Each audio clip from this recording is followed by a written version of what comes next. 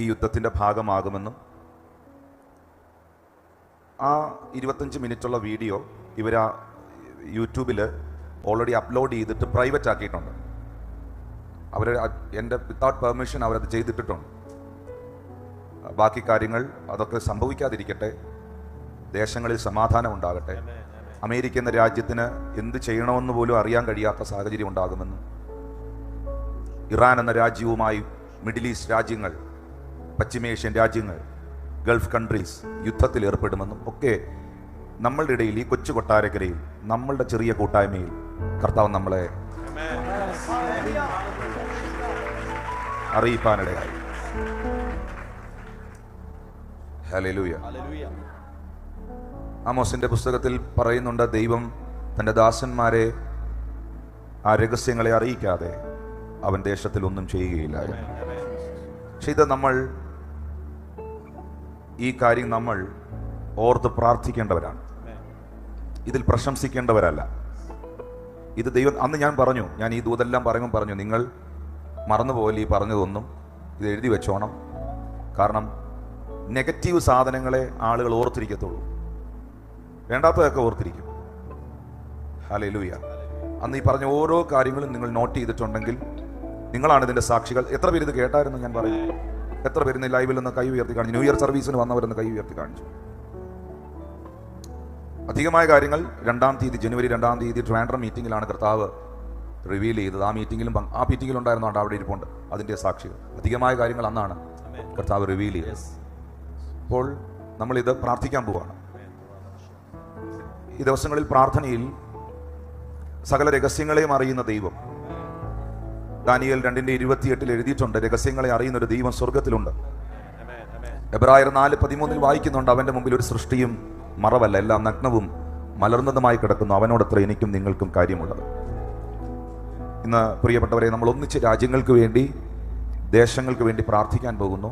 ഒരു ലോക സമാധാനം എന്നുള്ളത് നമ്മുടെ പ്രാർത്ഥനയായിരിക്കണം. പ്രത്യേകിച്ച് അമേരിക്കൻ രാജ്യത്തെ കവർ ചെയ്ത് പ്രാർത്ഥിക്കണം. ആ രാജ്യം സുവിശേഷത്തിന് വേണ്ടി വളരെ വില കൊടുത്തിട്ടുള്ള, ഇന്നും സുവിശേഷത്തിന് വേണ്ടി, ദൈവത്തിന് വേണ്ടി, തൻ്റെ നാമത്തിന് വേണ്ടി ഏറ്റവും അധികം പ്രാർത്ഥിക്കുന്ന, അമേരിക്കയുടെ പ്രസിഡന്റ് ഉൾപ്പെടെ പ്രാർത്ഥിക്കുന്ന രാജ്യം, എല്ലാ രാജ്യങ്ങളെയും, എല്ലാ ദേശങ്ങളെയും, ഇൻക്ലൂഡിങ് ഇറാൻ ഉൾപ്പെടെയുള്ള രാജ്യങ്ങളെയും ദൈവത്തിൻ്റെ കരങ്ങളിൽ ഏൽപ്പിച്ച് ലോക സമാധാനത്തിന് വേണ്ടി, ദേശ സമാധാനത്തിന് വേണ്ടി നമുക്കൊന്നിച്ച്, ഇതൊക്കെ ദൈവം നമ്മുടെ ഇടയിൽ, ഞാൻ വീണ്ടും പറയുന്നു, ഇതൊക്കെ ദൈവം നമ്മളുടെ ഇടയിൽ വെളിപ്പെടുത്തിയത്, മുന്നമേ അറിയിച്ചത് നമുക്ക് പ്രശംസിക്കാനല്ല, പ്രാർത്ഥിക്കാനാണ്. Again, I repeat that word, പ്രശംസിക്കാനല്ല, പ്രാർത്ഥിക്കാനാണ്. ഒന്ന് കൈകളെ ഉയർത്തിപ്പിടിക്കാം. Lift your hands in heaven. എല്ലാ കരങ്ങളും ഉയർത്തിപ്പിടിക്കാം. നമുക്ക് ദേശത്തിന് വേണ്ടി പ്രാർത്ഥിക്കാം. പിതാവേ, ഞങ്ങൾ ഒന്നിച്ച് രാജ്യത്തിന് വേണ്ടി, ദേശങ്ങൾക്ക് വേണ്ടി പ്രാർത്ഥിക്കുന്നു. നമുക്കൊന്ന് എഴുന്നേറ്റ് നിൽക്കാം. എല്ലാവർക്കും ഒന്ന് എഴുന്നേറ്റ് നിൽക്കാം. എഴുന്നേറ്റ് നിന്ന് നിങ്ങളുടെ മക്കളായിരിക്കുന്ന രാജ്യങ്ങൾ, നമ്മുടെ കുഞ്ഞുങ്ങളായിരിക്കുന്ന പട്ടണങ്ങൾ, ദേശങ്ങൾ, ഇസ്രായേലിന് വേണ്ടി പ്രാർത്ഥിക്കാം. ലോക രാജ്യങ്ങളുടെ സമാധാനത്തിന് വേണ്ടി പ്രാർത്ഥിക്കാം. Lift your hands in heaven please. ആ കരങ്ങളെ ഉയർത്തിപ്പിടിക്കാം. അധരങ്ങളെ തുറന്ന് ആത്മാവിൽ പ്രാർത്ഥിക്കാം. പിതാവേ, നിങ്ങൾ ദേശങ്ങളുടെ, രാജ്യങ്ങളുടെ സമാധാനത്തിനായി പ്രാർത്ഥിക്കും. അമേരിക്കൻ പ്രസിഡന്റിന് എന്ത് ചെയ്യണമെന്ന് അറിയാൻ കഴിയാത്ത ഒരു സാഹചര്യം ഉണ്ടാകുമെന്ന് ഈ കൊച്ചു ഈ സ്ഥലത്ത്, ഈ രാജ്യത്ത്, ഈ പട്ടണത്തിൽ, ഈ നമ്മുടെ ഇടയിൽ കർത്താവ് ഇതൊക്കെ അറിയിക്കുമ്പോൾ നമുക്ക് US പ്രസിഡന്റിന് വേണ്ടി പ്രാർത്ഥിക്കാം. നമ്മുടെ രാജ്യമായ ഇന്ത്യക്ക് വേണ്ടി പ്രാർത്ഥിക്കാം. എല്ലാ രാഷ്ട്ര തലവന്മാർക്ക് വേണ്ടി പ്രാർത്ഥിക്കാം. ദേശങ്ങൾക്ക് വേണ്ടി പ്രാർത്ഥിക്കാം. ആ കൈകളെ ഉയർത്തി പ്രാർത്ഥിക്കാം. കർത്താവേ, ഗൾഫ് കൺട്രികളിൽ, മിഡിൽ ഈസ്റ്റിൽ നമ്മുടെ പല പ്രിയപ്പെട്ടവരുമുണ്ട്, നമ്മുടെ പല കുഞ്ഞുങ്ങളുമുണ്ട്, നമ്മുടെ പല സഹോദരന്മാരുണ്ട്. നമുക്ക് അവരെയെല്ലാം ദൈവകരങ്ങളിലേക്ക് ഏൽപ്പിച്ച് പ്രാർത്ഥിക്കാം. കർത്താവേ, പലരും യുദ്ധഭീതിയിലാണ്. ആ യുദ്ധഭീതി മാറേണ്ടതിനായി പ്രാർത്ഥിക്കുന്ന, യുദ്ധഭീതി മാറേണ്ടതിനായി എല്ലാവരും വായുകൾ തുറന്നീ ചില മിനിറ്റുകളിൽ ദേശങ്ങൾക്കായി, രാജ്യങ്ങൾക്കായി, നമ്മുടെ രാജ്യങ്ങളെ, ദേശങ്ങളെ നയിക്കുന്നവർക്കായി പ്രാർത്ഥിച്ചാണ്. പല ജീവനുകൾ പൊലിഞ്ഞു, പലരും മരണപ്പെട്ടു, പലയിടത്തും പ്രശ്നങ്ങളുണ്ട്, പലർക്കും അസമാധാനം. ഒത്തിരി പേരുടെ യാത്രകൾ മുടങ്ങിയിട്ടുണ്ട്, വിമാനങ്ങൾ നിർത്തിവെച്ചിരിക്കുകയാണ്, ഒത്തിരി യാത്രകൾ മുടങ്ങിയിട്ടുണ്ട്.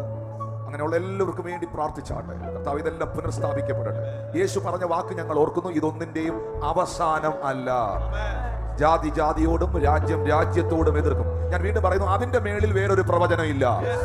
ജാതി ജാതിയോടും, രാജ്യം രാജ്യങ്ങളോടും എതിർക്കും. ക്ഷാമവും ഭൂകമ്പങ്ങളും ഉണ്ടാകും. ഇതെല്ലാം ഈറ്റുനോവിന്റെ ആരംഭം മാത്രമേ. Lift your hands and pray. Lift your hands and pray. Hallelujah.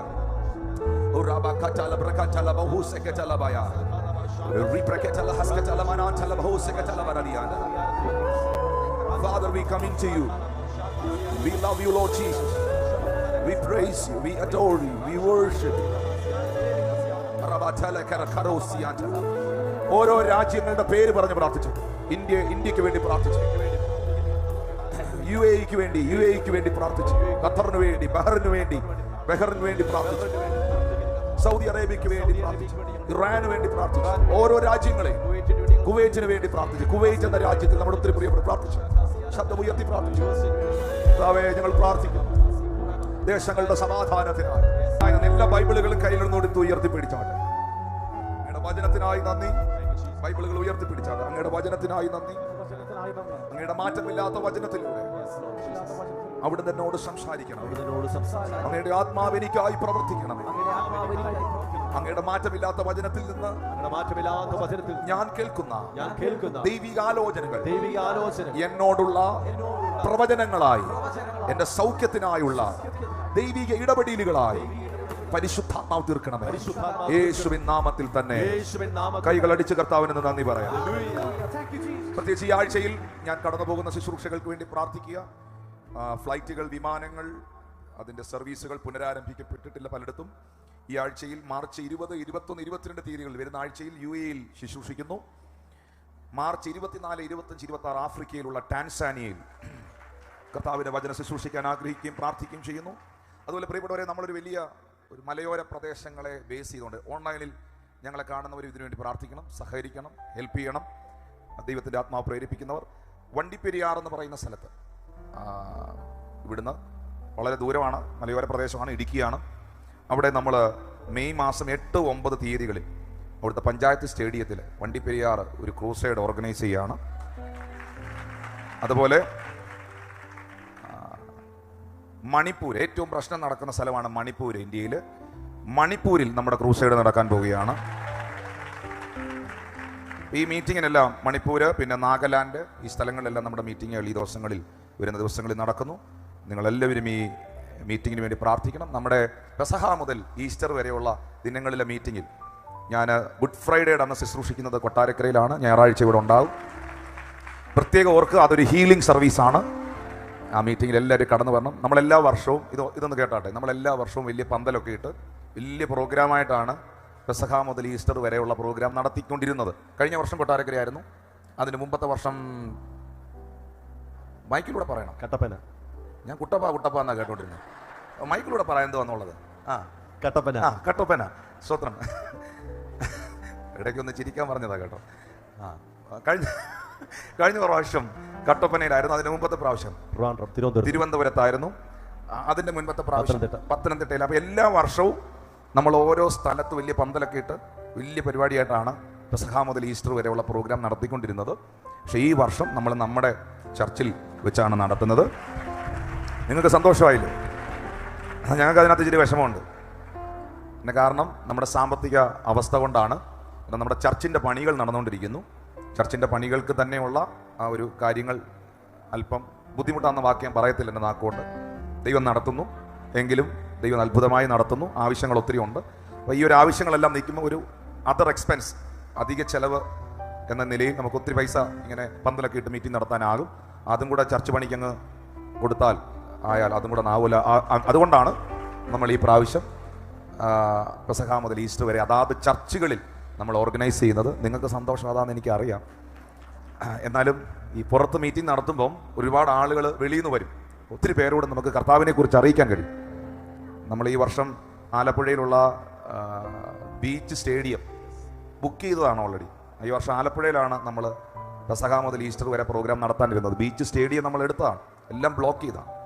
പക്ഷേ ഇവിടുത്തെ അഡ്മിനിസ്ട്രേഷനിൽ നിന്ന് നസ്രയത്തിൽ നിന്ന് വല്ല നന്മയുണ്ടാവുമോ എന്ന് അതിനെല്ലാം ചോദിച്ചതുപോലെ ഇവിടുത്തെ അഡ്മിനിസ്ട്രേഷനിൽ നിന്ന് ഒരു പോസിറ്റീവായിട്ടുള്ള ഒരു റിപ്ലൈ അതിനകത്ത് ഇല്ലാത്തത് കൊണ്ട് നമ്മൾ വിശ്വാസത്താലാണ് എല്ലാം ചെയ്തിട്ടുള്ളത്. എങ്കിലും ഈ പ്രാവശ്യം നമ്മുടെ എല്ലാ ചർച്ചുകളിലും വെച്ചാൽ നടത്താൻ തീരുമാനിച്ചു. കർത്താവ് അനുവദിച്ചാൽ, നമ്മുടെ കർത്താവിന്റെ വരവ് വൈകിയാൽ, നമ്മുടെ കർത്താവ് വേഗം മടങ്ങി വരണം. പക്ഷെ കർത്താവിന്റെ വരവ് വൈകുന്നെങ്കിൽ നമ്മുടെ അടുത്ത പെസഹ മുതൽ ഈസ്റ്റർ വരെ പ്രോഗ്രാം നമ്മുടെ പുതിയ ചർച്ചിനകത്താണ്. വിശ്വസിക്കുന്നവരുടെ കരമടിച്ച് കർത്താവിന് ദൈവം അത് ചെയ്യും. പറഞ്ഞു, എല്ലാവരോടും പറഞ്ഞു, ദൈവം അത് ചെയ്യും. ഓരോന്ന് പറഞ്ഞു, ദൈവം അത് ചെയ്യും. നമുക്കത് ചെയ്യാൻ കഴിവില്ല, ദൈവം അത് ചെയ്യും. പരിശുദ്ധാത്മാവ് അത് ചെയ്യും.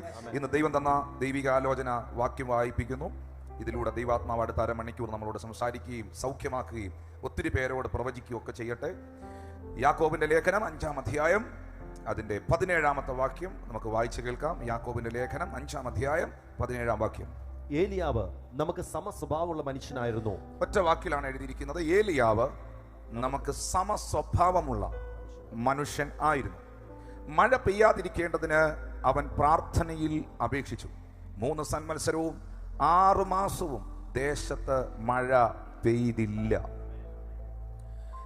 എന്നെ ബൈബിളിൽ ഒത്തിരി ചിന്തിപ്പിച്ച, ഒത്തിരി അത്ഭുതപ്പെടുത്തിയ ഒരു വാക്കാണ്, അല്ലെങ്കിൽ ഒരു വചനമാണ്, അല്ലെങ്കിൽ ഒരു ഇൻഫർമേഷനാണ് ഈ യാക്കോബ് 5:17.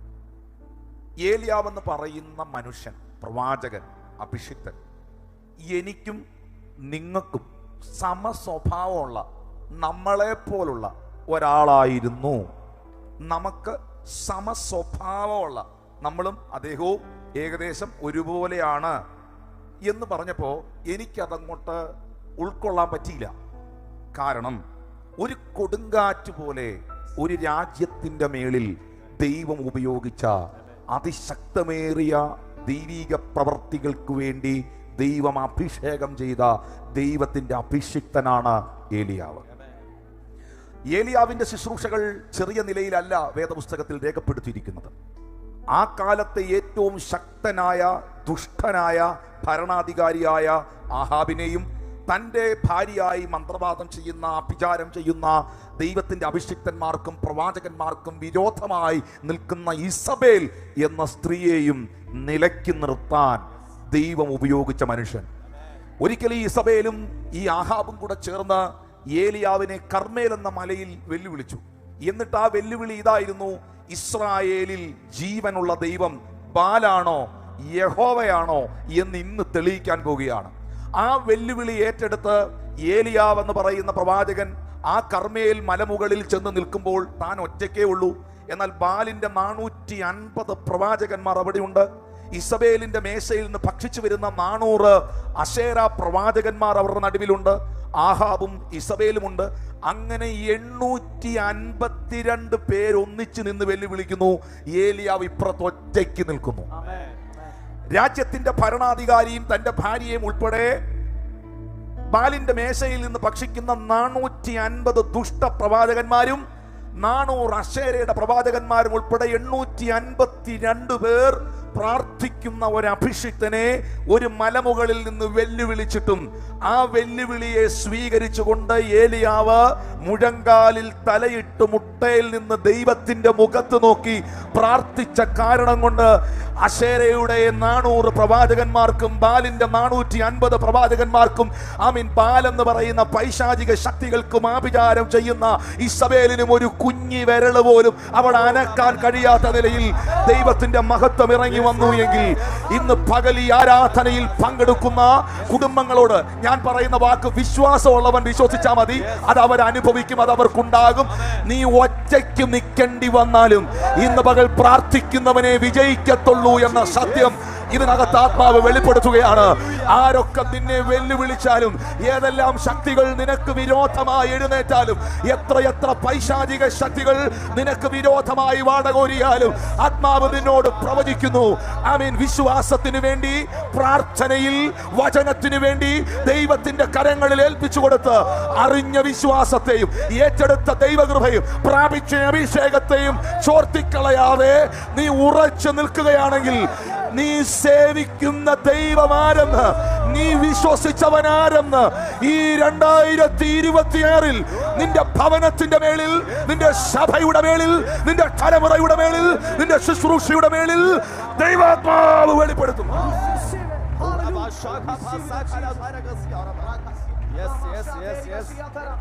ഇത് ഒരു ദൈവിക ആലോചനയാണ്.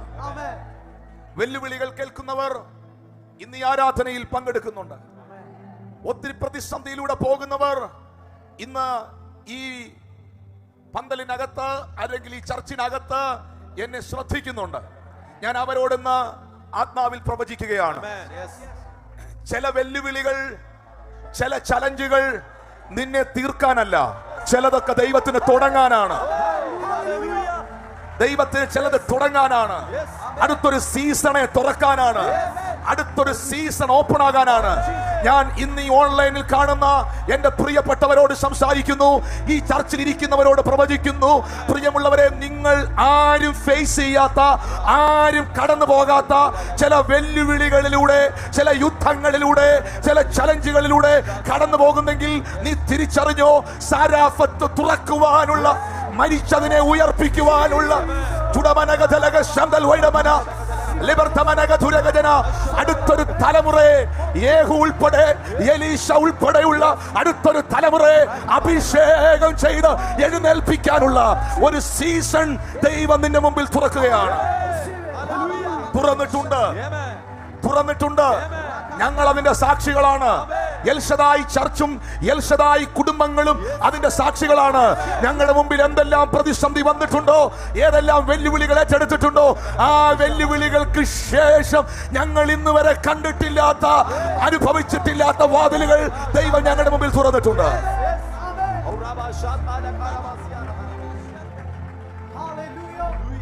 ഏലിയാവ് എവിടെയൊക്കെയാണ് എനിക്ക് സമസ്വഭാവമുള്ള മനുഷ്യനാകുന്നത്? അടുത്തിരിക്കുന്ന ആൾ പറഞ്ഞു, ഏലിയാവ് നിങ്ങളെ പോലെ ഒരാളായിരുന്നെന്നാ ബൈബിളിൽ എഴുതിയിരിക്കുന്നത്. ശരിക്കും ഉള്ളതാണോ അത്? ഇപ്പൊ ഈ കേട്ട സംഭവം വെച്ച് നോക്കുമ്പോൾ ഉള്ളതാണോ? യോർദാൻ നദിയുടെ മുമ്പിൽ വന്ന് തന്റെ മുകളിൽ കിടന്ന അധികാരത്തിന്റെ, അഭിഷേകത്തിന്റെ പുതപ്പെടുത്ത് താൻ യോർദാനെ അടിച്ചപ്പോൾ യോർദാൻ രണ്ടായി വിഭാഗിക്കപ്പെട്ടു. ഈ പുള്ളി എങ്ങനെ എനിക്ക് സമസ്വഭാവമുള്ളവനാകും? ദൈവത്തിന്റെ ദൂതൻ ചൂരച്ചെടിയുടെ ചുവട്ടിലിരുന്ന ഏലിയാവിനെ തട്ടി ഉണർത്തി, ആത്മാവിൽ ബലപ്പെടുത്തി, അടയും വെള്ളവും കൊടുത്ത് ഊർജപ്പെടുത്തി സാരാഫത്തിലേക്ക് അയച്ചു. സാരാഫത്തിലെ വിധവയുടെ വീട്ടിലെത്തി. ആ ഭവനത്തിലെ ക്ഷാമം, ദാരിദ്ര്യത്തെ പ്രവാചകൻ മാറ്റി. ഈ ഏലിയാവ് എവിടെയാണ്, ഏത് കോണ്ടെക്സ്റ്റിലാണ്, ഏത് തലത്തിലാണ് എന്നെ പോലെ ഒരാളാണെന്ന് ബൈബിൾ പറയുന്നത്? എവിടെയാണ് എന്റെ സ്വഭാവവുമായി ആ മനുഷ്യന്റെ സ്വഭാവം കൂട്ടിമുട്ടുന്നത്?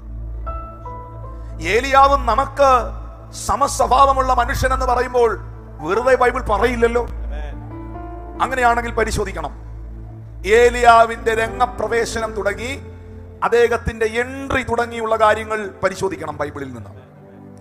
രാജാക്കന്മാരുടെ പുസ്തകത്തിൽ, 1 രാജാക്കന്മാരുടെ പുസ്തകം 17-ാം അധ്യായത്തിലാണ്, അതിന്റെ 1-ാം വാക്യത്തിലാണ് ഏലിയാവ് എന്ന് പറയുന്ന മനുഷ്യനെ കുറിച്ച് പരാമർശിച്ചിരിക്കുന്നത്. വായിക്കാം. എന്നാൽ ഗിലെയാദിലെ തിശ്ബിയിൽ നിന്നുള്ള തിശ്ബിനായ ഏലിയാവ് ആഹാബിനോട്, ഞാൻ സേവിച്ചു നിൽക്കുന്ന ഇസ്രായേലിന്റെ ദൈവമായ യഹോവയാണ് ഞാൻ പറഞ്ഞല്ലാതെ ഈ ആണ്ടുകളിൽ മഞ്ഞും മഴയും ഉണ്ടാകുകയില്ല. എന്നാൽ ഗിലെയാദിലെ തിശ്ബിയിൽ നിന്നുള്ള തിശ്ബ്യനായ ഏലിയാവ് ദുഷ്ടഭരണാധികാരിയായ ആഹാബിനോട്, ഞാൻ സേവിച്ച് നിൽക്കുന്ന ഇസ്രായേലിന്റെ ദൈവമായ യഹോവ. ഇവിടെ ഏലിയാവിന്റെ വംശാവലി രേഖപ്പെടുത്തിയിട്ടില്ല. നിങ്ങൾ മത്തായി സുവിശേഷം 1-ാം അധ്യായത്തിലേക്ക് പോയാൽ ഒരു വലിയ വംശാവലി നിങ്ങൾക്ക് കാണാം. നിങ്ങൾ ദിനവൃത്താന്ത പുസ്തകത്തിലേക്ക് പോയാൽ രാജാക്കന്മാരുടെ വംശാവലി കാണാം. പക്ഷെ ഏലിയാവിന്റെ അപ്പൻ ആരാണെന്നോ, അമ്മയുടെ പേരെന്താണെന്നോ, ഏലിയാവിന്റെ ഗുരുനാഥൻ ആരാണെന്നോ ഇതൊന്നും തന്നെ വേദപുസ്തകത്തിൽ എഴുതിയിട്ടില്ല. പിന്നെന്താ എഴുതിയിരിക്കുന്നത്?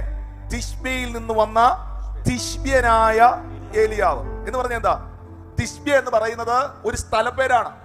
കോട്ടയത്ത് നിന്ന് വന്ന കോട്ടയംകാരൻ, തിരുവല്ലയിൽ നിന്ന് വന്ന തിരുവല്ലക്കാരൻ, കൊട്ടാരക്കരയിൽ നിന്ന് വന്ന കൊട്ടാരക്കരക്കാരൻ എന്നുള്ളതേ ഉള്ളൂ തിശ്ബ്യയിൽ നിന്ന് വന്ന തിശ്ബ്യനായ ഏലിയാവ്. ഇതിനപ്പുറത്ത് ഒരു ഡീറ്റെയിൽസും ഇല്ല. പക്ഷേ ഒരു രാജ്യത്തെയും രാജ്യത്തിന്റെ ഭരണകൂടത്തെയും പ്രാർത്ഥനയിൽ നിയന്ത്രിക്കാൻ ആത്മതലങ്ങളുടെ അതിശക്തമേറിയ നിയോഗങ്ങൾ ഏറ്റെടുത്ത അഭിഷിക്തനായിരുന്നു ഏലിയാവ്. തന്റെ പ്രൊഫറ്റിക് ഡിക്ലറേഷനുകൾ, തന്റെ വായിൽ നിന്ന് വീഴുന്ന വാക്കുകൾ അസാധാരണമായിരുന്നു. ഏലിയാവ് എങ്ങനെയാണ് വലിയ പ്രവാചകനായത്? ഏലിയാവ് പേര് വിളിച്ച് പ്രവചിക്കുന്നത് ഞാൻ ബൈബിളിൽ കണ്ടിട്ടില്ല. അത് തെറ്റാണെന്നല്ല പറയുന്നത്, പുതിയ നിയമത്തിൽ അങ്ങനെ കാണാൻ കഴിയുന്നു. ഏലിയാവ് ആരുടെയും തലയിൽ കൈവച്ച് വീട് കിട്ടുമെന്നോ കാറ് കിട്ടുമെന്നോ പറഞ്ഞത് ഞാൻ ബൈബിളിൽ കാണുന്നില്ല. അല്ലെങ്കിൽ നിനക്ക് ഭവനം ഉണ്ടാകുമെന്ന് പറഞ്ഞൊന്നും ഞാൻ കാണുന്നില്ല. അല്ലെങ്കിൽ മകളെ 2005 മുതൽ അങ്ങനൊന്നും പറഞ്ഞത് ഞാൻ കാണുന്നില്ല. എന്നെ ശ്രദ്ധിക്കുന്നുണ്ടോ? പിന്നെ ഏലിയാവ് എങ്ങനെയാണ് ശക്തനായ പ്രവാചകനായത്? മോശ എങ്ങനെയാണ് ശക്തനായ പ്രവാചകൻ എന്ന് വിളിച്ചത്? ഇവരുടെയൊക്കെ വായിൽ നിന്ന് വരുന്ന വാക്കിന് ദൈവം ഒപ്പിടുമായിരുന്നു. എന്റെ ഭാഷ പറഞ്ഞാൽ ദൈവം ഒപ്പിട്ടത് പാസ്സാക്കുമായിരുന്നു. അതുകൊണ്ടാണ് സാമുവേൽ പ്രവാചകനെ കുറിച്ച് ബൈബിളിൽ എഴുതിയിരിക്കുന്നത്, അവന്റെ വായിൽ നിന്ന് വന്ന ഒരു വാക്ക് നിലത്ത് വീഴാൻ, നിഷ്ഫലമാകാൻ ദൈവം അനുവദിച്ചില്ല എന്ന്. ഈ ആത്മീക ശുശ്രൂഷയിൽ ഏറ്റവും ഉയർന്ന തലം എന്ന് പറയുന്നത് അതാണ്. നിങ്ങൾക്ക് മനസ്സിലായോ? സ്പിരിച്വൽ മിനിസ്ട്രിയിൽ ഏറ്റവും ഹയർ റെലം എന്ന് പറയുന്നത് ഡിക്ലറേഷൻ ഗ്രേസ് ആണ്. നീ അധമമായത് ഒഴിച്ച് ഉത്തമമായത് പ്രസ്താവിച്ചാൽ ദൈവം പറയുന്നു, നീ എന്റെ അധരം പോലെയാകും. ഒരുത്തനെ നോക്കി ഒരു കാര്യം പറഞ്ഞാൽ മതി, അത് അങ്ങനെ അങ്ങോട്ട് നടക്കും. You understand me? അതിന് അന്യഭാഷ പറയണമെന്നില്ല, പാട്ട് പാടണമെന്നില്ല, ഒന്നുമില്ല. ആ മനുഷ്യന്റെ വായിൽ നിന്ന് വരുന്ന വാക്കുകളെ ദൈവം ഒപ്പിട്ട് പാസ്സാക്കും. Oh thank you Lord Jesus. El Shaddai സഭ ദൈവത്തിന്റെ പ്രവൃത്തികൾ കണ്ട സഭയാണ്. അതൊരു ഉയർന്ന തലത്തിലുള്ള ദൈവിക കൃപയാണ്, ഒരു വിളിയാണ്. ഏലിയാവ് അങ്ങനെ ഒരാളായിരുന്നു. ഞാൻ പറഞ്ഞേ ചല്ലാതെ ഈ ആണ്ടിൽ മഞ്ഞും മഴയും പെയ്യത്തില്ല. മഴ പെയ്യണമെങ്കിലും പെയ്യാതിരിക്കണമെങ്കിലും ഞാൻ പറയണം. ഏലിയ പറഞ്ഞു, ഞാൻ പറഞ്ഞിട്ടല്ലാതെ. കേരളത്തിലെങ്ങാണ് വരുന്ന ഞാനെന്ന് പറഞ്ഞത് എടുത്തോണ്ട് പോയേ. ഞാൻ പറഞ്ഞിട്ടല്ലാതെ ഈ ആണ്ടുകളിൽ മഞ്ഞും മഴയും പെയ്യേല. ഏലിയ പറഞ്ഞാണ്. സ്തോത്രം. വാക്കുകളുടെ മേളിൽ അധികാരമുള്ള മനുഷ്യനായിരുന്നു. എന്നാൽ തന്റെ ഐഡന്റിറ്റി അവിടെയാണ് നമ്മിലേക്ക് കണക്ട് ആകുന്നത്. തന്റെ ഐഡന്റിറ്റി, തന്റെ വ്യക്തിത്വം, തന്റെ അപ്പന്റെ പേര് പറഞ്ഞിട്ടില്ല, അമ്മയുടെ പേര് പറഞ്ഞിട്ടില്ല, തന്റെ ഗുരുനാഥന്റെ പേര് പറഞ്ഞിട്ടില്ല, താൻ ആരുടെ കൂടെ നിന്നാണ് ആത്മീകമായി വളർന്നതെന്ന് രേഖപ്പെടുത്തിയിട്ടില്ല. അങ്ങനെയുണ്ട്, സ്പിരിച്വൽ കവറിംഗ് ഉണ്ട്. ശൗല് പ്രവചിക്കുന്നത് കണ്ടപ്പോ നാട്ടുകാരെല്ലാം ചോദിച്ചു, ഇവന്റെ ഗുരുനാഥൻ ആരാണ്? ഹല്ലേലൂയ. ശൗല് ഉണ്ടോ പ്രവാചകന്മാരുടെ കൂട്ടത്തിൽ എന്ന് ചോദിച്ചു. പക്ഷെ ഏലിയാവിനെ കുറിച്ച് അങ്ങനെ ഒരു പരാമർശങ്ങളുമില്ല.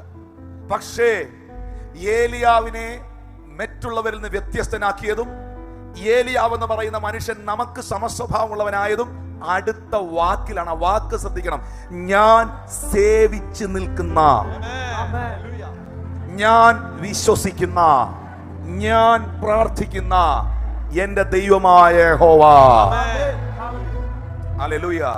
ഞാൻ സേവിക്കുന്നത്, ഞാൻ വിശ്വസിക്കുന്നത്, ഞാൻ ആരാധിക്കുന്നത് സർവശക്തനായ ദൈവമായ യഹോവയാണ്, തന്റെ പുത്രനായ യേശുവിനെയാണ് എന്നുള്ളവരൊന്ന് കരങ്ങൾ ഉയർത്തി പിടിച്ചേ. ഏലിയാവ് നിങ്ങൾക്ക് സമസ്വഭാവമുള്ള മനുഷ്യനാണ്.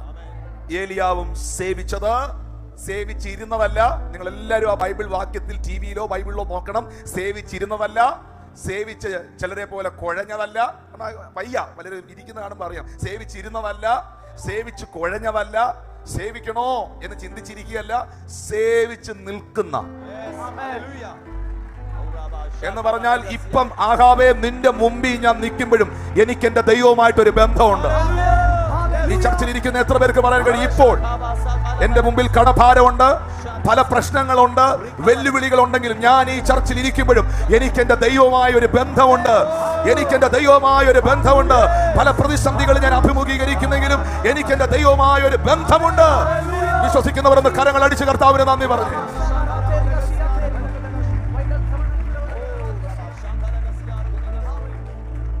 ഈ ദൈവമായി എനിക്ക് ബന്ധമുണ്ടോ? ബന്ധമുണ്ടെങ്കിൽ എന്റെ പ്രിയ മക്കളെ, നിനക്ക് ഏത് ആഹാബിന്റെ മുമ്പിലും നിൽക്കാം. നിന്നെ ഇപ്പൊ തീർത്ത് കളയുമെന്ന് പറയുന്ന ഏത് ഇസബേലുമാരുടെ മുമ്പിലും നിനക്ക് നിൽക്കാം. ഞാൻ വീണ്ടും സഭയോട് ആവർത്തിക്കുന്നു, നിനക്ക് രാഷ്ട്രീയ നേതാക്കന്മാരുമായി ബന്ധമുണ്ടോന്നല്ല, നിനക്ക് ഇവിടുത്തെ ഗവൺമെന്റുമായി ബന്ധമുണ്ടോന്നല്ല, നിന്റെ ബാങ്കിന്റെ അക്കൗണ്ടിൽ 10 കോടി രൂപയുണ്ടോന്നല്ല, നിനക്ക് ജോലി ഉണ്ടോന്നല്ല, കാർ ഉണ്ടോന്നല്ല, നീ ബസ്സിലാണോ കാറിലാണോ ട്രെയിനിലാണോ വന്നെന്നുള്ളതിൽ ഇതൊന്നും ഒരു വിഷയമല്ല.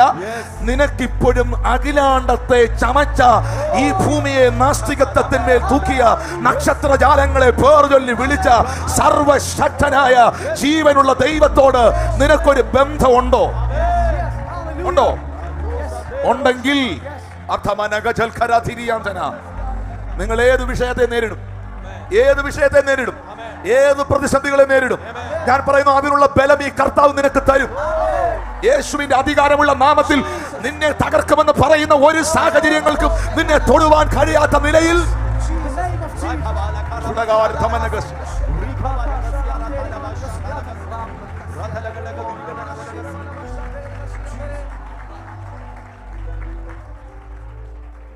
ബൈബിളിൽ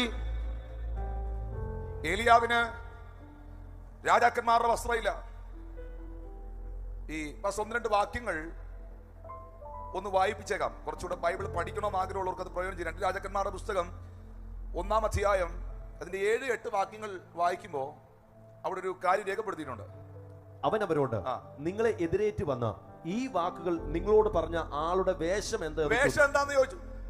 അവൻ രോമവസ്ത്രം ധരിച്ച് അരയ്ക്ക് തോൽവാർ കെട്ടിയ ആളായിരുന്നു എന്ന് അവർ അവനോട് പറഞ്ഞു. ഒരു ആർക്കും ഉൾക്കൊള്ളാൻ പറ്റാത്ത ഒരു ഡ്രസ്സാ പുള്ളി ധരിച്ചിരുന്നത്. പുരോഹിതന്മാരുടെ വസ്ത്രം അറിയാലോ, പുരോഹിതന്മാരുടെ വസ്ത്രം അറിയാലോ. പഴയ നിയമത്തിലെ പ്രവാചകന്മാർ, ലേവ്യന്മാർ എന്നൊക്കെ പറയുമ്പോൾ അവർക്ക് നിങ്ങളുടെ ഭാഷയെ പറഞ്ഞാൽ ഒരു എന്താ പറയുന്ന ഒരു എടുപ്പുണ്ട്. ഡ്രസ്സൊക്കെ ഇട്ട് വന്ന് നിൽക്കുമ്പോൾ, പിന്നെ പുരോഹിതനൊക്കെ ഡ്രസ്സൊക്കെ വന്ന് നിൽക്കുമ്പോൾ നമ്മൾ തന്നെ അറിയാതെ എഴുന്നേറ്റിരിക്കും.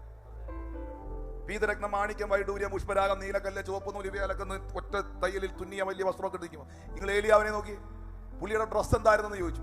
അവൻ രോമവസ്ത്രം ധരിച്ച് അരയ്ക്ക് തോൽവാറ് കെട്ടിയ ഒരാളായിരുന്നു. ഹല്ലേലൂയ. അവൻ തിശ്ബിനായ ഏലിയാവ് തന്നെ എന്ന് പറഞ്ഞു. അപ്പൊ ഈ പറയുന്ന പോലെ വലിയ ഡ്രസ് കോഡൊന്നും പുള്ളിക്കില്ല. ഇതൊക്കെ ഉള്ളൂ. ഇതേ പാറ്റേണിലാണ് ഏലിയാവിന്റെ ആത്മാവോടുകൂടെ വന്ന വേറൊരാൾ പുതിയ നിയമത്തിൽ യോർദാനിൽ നിന്ന്. പുള്ളിയുടെ പേര് സ്നാപക യോഹന്നാൻ. ഒട്ടകത്തിന്റെ തോൽവാറ് കൊണ്ട് ധരിച്ച വസ്ത്രം, വെട്ടിക്കിളിയും കാട്ടുതേനുമായിരുന്നു ഭക്ഷണം. കാരണം ഇമ്പാർട്ടേഷൻ ഏലിയാവിന്റെ ആത്മാവോടുകൂടെ വന്നു. ഇതേ മോഡിലായിരുന്നു പുള്ളി നിന്നത്. Are you with me? Hallelujah. അപ്പൊ പ്രിയപ്പെട്ടവരെ, ഈ മനുഷ്യനെ മറ്റുള്ളവരിൽ നിന്ന് വ്യത്യസ്തനാക്കിയത് താൻ സേവിക്കുന്ന ദൈവം എന്ന ബന്ധമാണ്. ശരിക്കും പാസ്റ്റർ, നമ്മളെയൊക്കെ ഡിഫറന്റ് ആക്കിയത് അതല്ലേ? നിങ്ങളെ മറ്റുള്ളവരിൽ നിന്ന് വ്യത്യസ്തമാക്കിയത് ദൈവത്തോടുള്ള ബന്ധമല്ലേ? ഞാൻ എപ്പോഴും ചിന്തിക്കുന്ന ഒരു കാര്യമുണ്ട്. ഞാൻ കർത്താവിനെ അറിഞ്ഞില്ലായിരുന്നെങ്കിൽ, ഈ ദൈവം എന്നെ അറിഞ്ഞില്ലായിരുന്നെങ്കിൽ, അവൻ എന്നെ വിളിച്ചു വേർതിരിച്ചില്ലായിരുന്നെങ്കിൽ, അവൻ എന്നെ അഭിഷേകം ചെയ്തില്ലായിരുന്നെങ്കിൽ, അവന്റെ കരുണയും കൃപയും എൻ്റെ മേളിൽ വെളിപ്പെടുത്തിയില്ലായിരുന്നെങ്കിൽ, എൻ്റെ പൊന്ന് കർത്താവേ, എന്തായിരുന്നേനെ എൻ്റെ അവസ്ഥ? എൻ്റെ ജീവിതത്തിൽ, നിങ്ങളുടെ ജീവിതത്തിൽ എന്തെങ്കിലും പുകഴാനോ പറയാനോ അഭിമാനിക്കാനോ സന്തോഷിക്കാനോ ആനന്ദിക്കാനോ ഉണ്ടെങ്കിൽ എനിക്കൊരു ദൈവമുണ്ട് എന്നുള്ള, ഞാൻ ജീവനുള്ള ഒരു ദൈവത്തെ സേവിക്കുന്നു എന്ന ബന്ധമല്ലേ? പക്ഷെ ആ ബന്ധമുണ്ടെങ്കിൽ, ദൈവത്തോട് നിനക്ക് ആഴമേറിയ ഒരു ബന്ധമുണ്ടെങ്കിൽ, നീ ആരുടെ മുമ്പിലും നിൽക്കും. ഏത് അധികാരിയുടെ മുമ്പിലും നിൽക്കും. ഒരാഭിചാരവും നിനക്ക് ഭരിക്കുകയില്ല. ഒരു ലക്ഷണവിദ്യ നിനക്ക് കേൾക്കുകയില്ല. ദൈവം ഒരുത്തന്റെ കയ്യെ പിടിച്ചിട്ടുണ്ടെങ്കിൽ, ദൈവത്തിന്റെ കരങ്ങളിൽ ഒരുത്തനിരുന്നാൽ അവനെ തകർക്കാൻ ഈ ഉലകത്തിലെ ഒരു ശക്തികൾക്കും കഴിയുകയില്ല എന്ന് വിശ്വസിക്കുന്ന ആളാ ഞാൻ. അവന്റെ ഐഡന്റിറ്റി ദൈവമായിരുന്നു. ബഥാനിയയിൽ യോഹന്നാൻ സുവിശേഷം 11-ാം അധ്യായത്തിന്റെ 1-ാം വാക്യത്തിൽ എഴുതിയിട്ടുണ്ട്, ബഥാനിയയിൽ ലാസർ എന്ന് പറയുന്ന അവളുടെ സഹോദരി മറിയയുടെയും അവളുടെ സഹോദരി മാർത്തയുടെയും ഗ്രാമമായ ബഥാനിയയിൽ ലാസർ എന്ന ഒരുത്തൻ ദീനമായി കിടന്നു. നിങ്ങൾ ആ വാക്കൊന്ന് മനസ്സിരുത്തി വായിച്ചേ. മറിയയുടെയും അവളുടെ സഹോദരി മാർത്തയുടെയും ഗ്രാമം, അങ്ങനെയാണോ എഴുതിയിരിക്കുന്നത്? ആ ഗ്രാമത്തിൽ, ആ വില്ലേജിൽ മാർത്തയും മറിയയും ലാസറും മാത്രമേ ഉള്ളൂ? എത്രയോ ആളുകളുണ്ട്. പക്ഷെ അന്നും ഇന്നും ഇനി എന്നും ഈ സഹോദരിമാരുടെ പേരിൽ, ആ വ്യക്തിയുടെ പേരിലാണ് ആ വീട് അറിയപ്പെടുന്നത്. ഇപ്പോഴും പാലസ്തീനിൽ സഞ്ചരിച്ച് ബഥാനിയയിൽ നമ്മൾ എത്തിയാൽ, ഈ വരുന്ന വിനോദസഞ്ചാരികൾ അല്ലെങ്കിൽ ഈ തീർത്ഥാടനത്തിന് വരുന്ന മുഴുവൻ ആളുകളും കാണാൻ പോകുന്നത് അവിടുത്തെ എല്ലാവരുടെയും വീടല്ല, മാർത്തയുടെയും മറിയയുടെയും ലാസറിന്റെയും വീടാണ്. അവിടെ ഫംഗ്ഷൻ ചെയ്യുന്ന മുഴുവൻ കടയും കച്ചവടവും എല്ലാം ഈ കുടുംബത്തെ ബേസ് ചെയ്താണ്. ഹല്ലേലൂയ. ഈ കുടുംബം മറ്റുള്ള കുടുംബങ്ങളിൽ നിന്ന് വ്യത്യസ്തമായതും അന്നും ഇന്നും ഇനി എന്നും ബെഥാനി എന്ന സ്ഥലം ഈ ഒരു ഫാമിലിയുടെ പേരിൽ അറിയപ്പെടുന്നതിന്റെ പുറകിൽ ഒറ്റ കാരണമേ ഉള്ളൂ, ആ ദേശത്തിൽ ആ വീട്ടിൽ യേശു വരുവായിരുന്നു. ആ കുടുംബം യേശു കർത്താവിന് വേണ്ടി സമർപ്പിച്ച കുടുംബമാണ്. ആ കുടുംബം കർത്താവിന് വേണ്ടി വാതിൽ തുറന്നു കൊടുത്ത കുടുംബമാണ്. ആ കുടുംബത്തിലെ പ്രിയ മകനെ യേശു ഉയർപ്പിച്ചതാണ്. ആ ഭവനത്തിന്റെ പ്രതിസന്ധിയെ കർത്താവ് മാറ്റിയതാണ്. ഏറ്റവും വിലയേറിയ തൈലം കർത്താവിന്റെ കാൽക്കൽ പൊട്ടിച്ചൊഴിച്ച് അവർ കർത്താവിനെ ആരാധിച്ചതാണ്. ഓ താങ്ക് യു ലോർഡ് ജീസസ്. ഏറ്റവും വിലയേറിയ തൈലം യേശുവിന്റെ കാലിൽ പൊട്ടിച്ചൊഴിച്ച് വീട് മുഴുവൻ സുഗന്ധപൂരിതമാക്കിയ ആ കുടുംബത്തിലെ സഹോദരൻ ലാസർ മരിച്ച് കല്ലറയിൽ വെച്ച് 4-ാം ദിവസം യേശു ആ വീട്ടിൽ വന്ന് അവനെ അടക്കിയത് എവിടെയെന്ന് ചോദിച്ച് കല്ലറവാതിക്കൽ ചെന്ന് അവനെ ഉയർപ്പിച്ച് പുറത്തു കൊണ്ടുവരുമ്പോൾ ഞാൻ ഈ ഭാഗം വായിക്കുമ്പോൾ പരിശുദ്ധാത്മാവ് എന്നോട് പറഞ്ഞു, മോനെ, ഈ സഹോദരിയായ മാർത്തയും മറിയയും, ഹല്ലേലൂയ, ഈ മറിയം നല്ല അംശം തിരഞ്ഞെടുത്തവൾ, കർത്താവിന്റെ പാദത്തിലിരുന്ന് ദൈവവചനം പഠിച്ചവൾ, വിലയേറിയ സ്വച്ഛതയുടെ മാംസതയിലും കർത്താവിന്റെ കാൽക്കൽ പൊട്ടിച്ചൊഴിച്ച് സുഗന്ധപൂരിതമാക്കിയ ഫ്രാഗ്രന്റ് ആക്കിയ ഈ കുടുംബത്തെ നാറാൻ, ആ കുടുംബത്തിലെ സഹോദരൻ ചീഞ്ഞ് നാറാൻ, ആ കുടുംബത്തെ നാട്ടുകാർ ചോദ്യം ചെയ്യാൻ എന്റെ യേശു അനുവദിച്ചില്ല. നീ ദൈവത്തിന് വേണ്ടി എന്തെങ്കിലും വിലയുള്ളത് അവന്റെ സന്നിധിയിൽ ഇട്ടിട്ടുണ്ടോ? നിന്നെ തന്നെ നീ കൊടുത്തിട്ടുണ്ടോ? അവന്റെ കരങ്ങളിൽ ഏൽപ്പിച്ചു കൊടുത്തിട്ടുണ്ടോ? ചില യൂദാമാർ അപ്പുറത്തിരുന്ന് പിറുപിറുത്താലും അതൊന്നും വകവയ്ക്കാതെ നീ അത് ചെയ്തിട്ടുണ്ടോ? ആത്മാവ് നിന്നോട് പറയുന്നു, ദേശത്തിന്റെ നടുവിൽ, കുടുംബത്തിന്റെ നടുവിൽ നിന്നെ ഒരു നാറ്റ കേസാക്കാതെ, ഒരു അപമാന വിഷയമാക്കാതെ എന്റെ ദൈവം മാനിക്കും, നിന്റെ തലമുറയെ മാനിക്കും. ഈ കുടുംബം മറ്റുള്ള കുടുംബങ്ങളിൽ നിന്ന് വ്യത്യസ്തമായത് യേശു ആ വീട്ടിൽ വന്ന കാരണം കൊണ്ടാണ്. കബർന്നഹോമിലെ വീട്, കബർന്നഹോമിലെ വീട്, കബർന്നഹോമിലെ വീടെന്ന് പറഞ്ഞപ്പോഴേ നിങ്ങളകത്ത് ഒരു സാധനം വന്നോ? എന്തുവാ? 4 ആൾ ഒരു പക്ഷപാതക്കാരനെ മേൽക്കൂര പൊളിച്ച് കട്ടിലോടെ കെട്ടി താഴോട്ട് ഇറക്കി വെച്ചു. കബർന്നഹോമിലെ വീട്. ഹല്ലേലൂയ. ആ വീട്ടിൽ യേശു പ്രസംഗിക്കുന്ന വീടായിരുന്നു. ആ വീട് മറ്റുള്ള വീടുകളിൽ നിന്ന് വ്യത്യസ്തമായി. ബെഥാനിയയിൽ ലാസറിന്റെ വീട് മറ്റുള്ള വീടുകളിൽ നിന്ന് വ്യത്യസ്തമായി. കാനാവിലെ കല്യാണത്തിൽ യേശു വന്നു, ആ കല്യാണം മറ്റുള്ള കല്യാണങ്ങളിൽ നിന്ന് വ്യത്യസ്തമായി. യേശു കർത്താവ് കുറച്ച് സമയം യേശു കർത്താവിനെ പുൽത്തൊഴുത്തിൽ, കന്നുകാലിപ്പുരയിൽ അല്ലെങ്കിൽ കാലിത്തൊഴുത്തിൽ കിടത്തി. കാലിത്തൊഴുത്ത് വാല്യുബിളായി. ശാപത്തിന്റെ അടയാളമായ മരക്കുരിശിൽ, ശാപത്തിന്റെ സിമ്പിളായ ക്രിമിനലുകളെ, കുറ്റവാളികളെ കുരിശിക്കുന്ന ശാപത്തിന്റെ അടയാളമായ കുരിശിൽ യേശു കർത്താവ് കിടന്ന കാരണം കൊണ്ട് അത് ക്രിസ്ത്യാനിറ്റിയുടെ സിമ്പലായി. യേശു ഒരു വീട്ടിൽ വന്നാൽ ആ വീട് മറ്റുള്ള വീടുകളിൽ നിന്ന് വ്യത്യസ്തമാകും. യേശു ഒരു വ്യക്തിയിൽ വന്നാൽ ആ വ്യക്തി മറ്റുള്ള വ്യക്തിയിൽ നിന്ന് വ്യത്യസ്തമാകും. യേശു ഒരു തലമുറയിൽ വന്നാൽ ആ തലമുറ മറ്റുള്ള തലമുറയിൽ നിന്ന് വ്യത്യസ്തമാകും. ഞാൻ ഉറപ്പ് പറയുന്നു, എത്ര ശപിക്കപ്പെട്ട കുടുംബത്തെയും എത്ര പരാജയപ്പെട്ടവനെയും ഇന്ന് പകലൊരു അത്ഭുതമാക്കാൻ എന്റെ ദൈവത്തിന് കഴിയും. ചരിത്രങ്ങൾ പറഞ്ഞാൽ ഇന്ന് ഇവിടെ ഇരിപ്പുണ്ട് സാക്ഷ്യം പറയാൻ ഒത്തിരി പേർ. എന്തിനാണ് മറ്റുള്ളവരുടെ കഥകളിലേക്ക് പോകുന്നത്? നിങ്ങളുടെ സ്റ്റോറി എടുക്കൂ. ഈ ജീവനുള്ള ദൈവത്തെ അറിഞ്ഞതിലുള്ള നന്മയല്ലേ ഉള്ളൂ. ഇല്ലെന്ന് പറയാവോ? അതല്ലേ ഉള്ളൂ. മറ്റുള്ള എല്ലാവരെക്കാളും അധികം എന്റെ ദൈവം നിന്നെ, നിന്റെ തലമുറയും ശ്രേഷ്ഠമായി നടത്തിയില്ലേ? ഒരു വലിയ പാൻഡമിക് സിറ്റുവേഷനിൽ, കോവിഡ് കാലത്ത് പോലും എല്ലാവർക്കും ക്ഷാമമാ, ദാരിദ്ര്യാന്ന് പറഞ്ഞ ക്ഷാമകാലത്ത് പോലും ഈ ദൈവം നിന്നെ ക്ഷേമമായി നടത്തിയില്ലേ? ഈ കർത്താവ് എത്ര വലിയവനാണ്. ഈ ദൈവത്തെ അറിഞ്ഞില്ലായിരുന്നെങ്കിൽ ഈ ഭൂമിയിൽ ആയുസ്സോടെ കാണേണ്ട ആളുകളാണോ നിങ്ങൾ? നിങ്ങൾ അനുഭവിച്ച പ്രശ്നത്തിന്റെ, നിങ്ങൾ ഫേസ് ചെയ്ത പ്രശ്നത്തിന്റെ, ഞാനും നിങ്ങളും അഭിമുഖീകരിച്ച പ്രശ്നത്തിന്റെ 7% പോലും ഫേസ് ചെയ്യാൻ പറ്റാതെ ഒരു ഒരു തുണ്ട് കയറിലും ഒരു കുപ്പി വിഷത്തിലും ട്രെയിനിന്റെ അടിയിലും പലതും തീർത്തപ്പോഴും ഇന്നും ഞാനും നീയും ഇതിനകത്ത് ഇരിക്കുന്നതിന്റെ കാരണം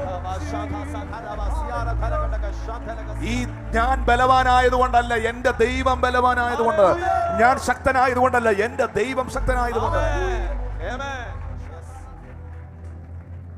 തീർച്ചയായും ഏലിയാവ് എവിടെയാണ് നമുക്ക് സമസ്വഭാവമുള്ളവനാകുന്നത്? ഒന്ന്, അവൻ ദൈവവുമായി ആഴമേറിയ ബന്ധമുള്ളവനായിരുന്നു. രണ്ട്, ഞാൻ പറഞ്ഞിട്ടല്ലാതെ മഞ്ഞും മഴയും പെയ്യത്തില്ല എന്ന് ഈ പുള്ളിക്കൊരു ഭരണകൂടത്തോട് പറയാൻ കഴിയണമെങ്കിൽ അവൻ ആ ദൈവത്തെ അത്രയധികം വിശ്വാസമാണ്. ഹല്ലേലൂയ. ഞാൻ സേവിക്കുന്നത് ജീവനുള്ള ദൈവമായ യഹോവയാണ്, കർത്താവായ യേശുവിനെയാണെന്നുള്ളവരൊന്ന് കൈ ഉയർത്തി. ഇപ്പോഴും ആ ദൈവത്തോട് എനിക്ക് ബന്ധമുണ്ടെന്നുള്ളവർ കൈ ഉയർത്തി. ഞാൻ ഇപ്പോഴും എന്റെ ദൈവത്തെ വിശ്വസിക്കുന്നു എന്നുള്ളവർ കൈ ഉയർത്തി. ഏലിയാവ് നിങ്ങൾക്ക് സമസ്വഭാവമുള്ള മനുഷ്യനാണ്. ഹല്ലേലൂയ. ആ ഫെയ്ത്ത് ഭയങ്കരമാണ്. ഞാൻ പറഞ്ഞിട്ടല്ലാതെ മഞ്ഞും മഴയും പെയ്യില്ല, ഞാൻ പ്രാർത്ഥിച്ചതേ നടക്കൂ, എന്നോട് ദൈവം പറഞ്ഞത് അങ്ങനെ സംഭവിക്കും. എന്റെ ചുറ്റും എന്തെല്ലാം ഇൻസിഡന്റുകൾ ഉണ്ടായാലും, എനിക്ക് ചുറ്റും എന്തെല്ലാം സംഭവിച്ചു കൊണ്ടിരുന്നാലും, എന്റെ കാതിൽ ഞാൻ കേട്ട പ്രവചനവും ഞാൻ കേട്ട ദൂതും എന്റെ കണ്ണുകൊണ്ട് ഞാൻ കണ്ടിരിക്കുമെന്ന എന്റെ ഉറപ്പ്. എന്റെ ഉറപ്പ്. കപ്പൽ തകർന്ന് തരിപ്പണമായി. ഈശാനമൂലൻ എന്ന കാറ്റടിച്ചു. ഞാൻ ഇതിന്റെ നടുവിലോട്ട് ഇറങ്ങാൻ പോവാണ് ശുശ്രൂഷിക്കാൻ. എന്റെ ആത്മാവ്, ദൈവാത്മാവ് ചില കാര്യങ്ങൾ എനിക്ക് വെളിപ്പെടുത്തുന്നുണ്ട്. ഇന്ന് ചിലതിന്റെ ചരിത്രം, ജീവിതത്തിന്റെ അവസ്ഥകൾ കപ്പല് തകർന്ന് തരിപ്പണായി. ഞാൻ ദൈവം എന്നെ കഴിഞ്ഞ വർഷം ആ സ്ഥലത്ത് അയച്ചു സഹോദര. മാൾട്ട എന്ന് പറയുന്ന സ്ഥലത്ത് കർത്താവ് എന്നെ അയച്ചു. ആ കപ്പൽ തകർന്നടിഞ്ഞ സ്ഥലം ഞാൻ സന്ദർശിച്ചു. അതൊരു ചെറിയ കടലല്ല. അവിടെ ഇപ്പോഴും ആ കടൽക്കരയിൽ അടിക്കുന്ന കാറ്റിന്റെ ശക്തി ഭയങ്കരമാണ്. അന്നത്തെ കാലം അവസാനത്തെ പായി പറന്നുപോയി. രക്ഷപ്പെടും, അങ്ങനെ ബൈബിളിൽ എഴുതിയിരിക്കുന്ന അപ്പോസ്തല പ്രവൃത്തിയിൽ രക്ഷപ്പെടും എന്ന ആശയൊക്കെയും അറ്റുപോയി. നിങ്ങളുടെ ലഗേജുകൾ, ചരക്കുകൾ വെള്ളത്തിലേക്ക് എടുത്ത് കളയാൻ അപ്പോസ്തലൻ ആവശ്യപ്പെട്ടു. നിങ്ങളുടെ എല്ലാം പ്രാണൻ അപകടത്തിലാണ് എന്ന മനുഷ്യൻ ഡിക്ലെയർ ചെയ്തു. പക്ഷേ അപ്പോസ്തല പ്രവൃത്തി അവസാന അധ്യായത്തിൽ അവിടെ രേഖപ്പെടുത്തിയിരിക്കുകയാണ്, അന്ന് രാത്രി യഹോവയുടെ ദൂതൻ പൗലോസിന് പ്രത്യക്ഷമായി. പൗലോസെ, ഭയപ്പെടരുത്, നീയും നിന്റെ കൂടെയുള്ളവരും സേഫാണ്. നിങ്ങളുടെ ആരുടെയും പ്രാണന് ഹാനി വരികയില്ല. വാക്യം വായിക്കണം പാസ്റ്ററെ. അപ്പോസ്തല പ്രവൃത്തികൾ എന്റെ ഉടയവനും, അപ്പോസ്തല പ്രവൃത്തികൾ 27:23 വായിക്കാം. എന്റെ ഉടയവനും ഞാൻ സേവിച്ചു വരുന്നതുമായ ദൈവത്തിന്റെ ദൂതൻ ഈ രാത്രിയിൽ എന്റെ അടുക്കൽ നിന്നു. പൗലോസെ, ഭയപ്പെടരുത്, നീ കൈസരുടെ മുമ്പിൽ നിൽക്കേണ്ടതാകുന്നു. നിന്നോടുകൂടെ യാത്ര ചെയ്യുന്നവരെ ഒക്കെയും ദൈവം നിനക്ക് ദാനം ചെയ്തിരിക്കുന്നു എന്ന് പറഞ്ഞു. അതുകൊണ്ട് പുരുഷന്മാരെ ധൈര്യത്തോടിരിപ്പീൻ. ഇങ്ങനൊരു വാഗ്ദത്തം ദൈവം നമുക്ക് തന്നത് കൊണ്ട് നിങ്ങൾ ധൈര്യമായിരിക്കുക. മക്കളെ, നിങ്ങൾ എന്നെ ശ്രദ്ധിക്കുന്നുണ്ട്? ഏറ്റവും പുറകിൽ അമ്മച്ചി, കപ്പൽ തകർന്നു. അച്ഛാ, കപ്പൽ തകർന്നു. നിൽക്കാനൊരു പ്ലാറ്റ്ഫോം ഇല്ല. പലക ഖണ്ഡങ്ങൾ ഇളകി പൊക്കൊണ്ടിരിക്കുക. പായ്ക്കപ്പലാണ്. അവസാനത്തെ പായും പറന്നുപോയി. അവിടെ എഴുതിയിട്ടുണ്ട്, രക്ഷപ്പെടുമെന്നുള്ള ആശയം അറ്റുപോയി. നിങ്ങളുടെ എല്ലാം പ്രാണൻ അപകടത്തിലായി എന്ന് പറഞ്ഞു കഴിഞ്ഞു. ആരാ പറഞ്ഞേ? സഭയുടെ പാസ്റ്റർ, അപ്പോസ്തലൻ, പ്രവാചകൻ പറഞ്ഞു കഴിഞ്ഞു ആര് രക്ഷപ്പെടുകയെന്ന്. പക്ഷെ അതേ മനുഷ്യന് അന്ന് രാത്രിയിൽ ദൈവിക ഇടപെടലുണ്ടായി. ദൈവത്തിന്റെ ആത്മാവ് അദ്ദേഹത്തോട് പറഞ്ഞു, ആരും തകർന്നു പോകത്തില്ല, ആർക്കും മരണം ഉണ്ടാകത്തില്ല, നിങ്ങളെല്ലാവരും രക്ഷപ്പെടും. ഈ ദൂത് കേട്ട് കഴിഞ്ഞപ്പോ പൗലോസ് പറഞ്ഞ വേർഡാണ് എന്റെ ഉടയവനും. ഞാൻ സേവിച്ചു വരുന്നവനുമായ ദൈവത്തിന്. ഇതാണ് ഏലിയ പറഞ്ഞത്, ഞാൻ സേവിച്ച് നിൽക്കുന്ന ഇസ്രായേലിന്റെ ദൈവമായ യഹോവ എന്റെ ഉടയവനും. ആ കൈ ഒന്ന് വെച്ചേച്ച് നെഞ്ചോട്ട് വെച്ച് പറഞ്ഞു, എനിക്കൊരു ഉടയവനുണ്ടെന്ന് പറ. എന്റെ ഉടയവനും. എന്റെ, എനിക്ക് എന്ന് പറയാൻ എന്താ ഉള്ള? ഇവിടെ എന്താ ഉള്ളേ? എന്റെ കാറ് എന്ന് പറയുന്ന കാറില്ലേ, 2 കൊല്ലോടെ കഴിയുമ്പോൾ വേറെ ആർക്കെങ്കിലും വിൽക്കും, അത് വേറെ ആളുടെ കാറാവും. പിടികിട്ടിയോ? എന്റെ ബൈക്ക് എന്ന് പറഞ്ഞ ബൈക്കില്ലേ, അത് 1 വർഷത്തോടെ കഴിയുമ്പോൾ ആർക്കെങ്കിലും കൊടുക്കും, നിങ്ങൾക്ക് കാറ് കിട്ടും. ആരണ്ടൊക്കെ ആമയും പറഞ്ഞു വിട്ടിരുന്നു. ഈ എന്റെ എന്ന് പറയാൻ എന്തുണ്ട് ഇവിടെ? എല്ലാത്തിനും മാറ്റം വരും. എന്റെ കസേര, ആ കസേര എല്ലാ കാലവും ഇരിക്കും, ഉറപ്പുണ്ടോ? പക്ഷേ ഇവിടെയും ഈ ഭൂമിയിലെ എന്റെ ജീവിതത്തിലും എന്റെ മരണാനന്തരവും എനിക്ക് പറയാൻ എന്റെ എന്ന് പറയുന്ന ഒരാളുണ്ട്. അതെന്റെ ദൈവമാണ്. അങ്ങനെ ഒരു ബന്ധമില്ലെങ്കിൽ ഇന്ന് ഇവിടെ ഉണ്ടാകണം. ഹല്ലേലൂയ. എന്റെ ഉടയവൻ, എനിക്കൊരു ഉടയവനുണ്ട്. 2, ആ ദൈവത്തെ ഞാൻ സേവിച്ചു വരുന്ന ദൈവമാണ്.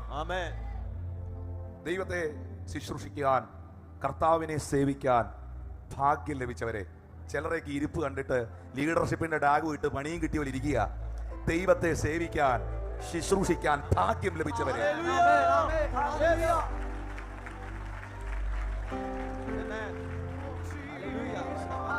ഈ ജീവനുള്ള ദൈവത്തെ അറിയാൻ എത്രയോ എത്രയോ ജീവിതങ്ങൾക്ക്, ജ്ഞാനികൾക്കും വിവേകികൾക്കും മറവായതിനെ ശിശുവായ എനിക്ക് വെളിപ്പെടുവാൻ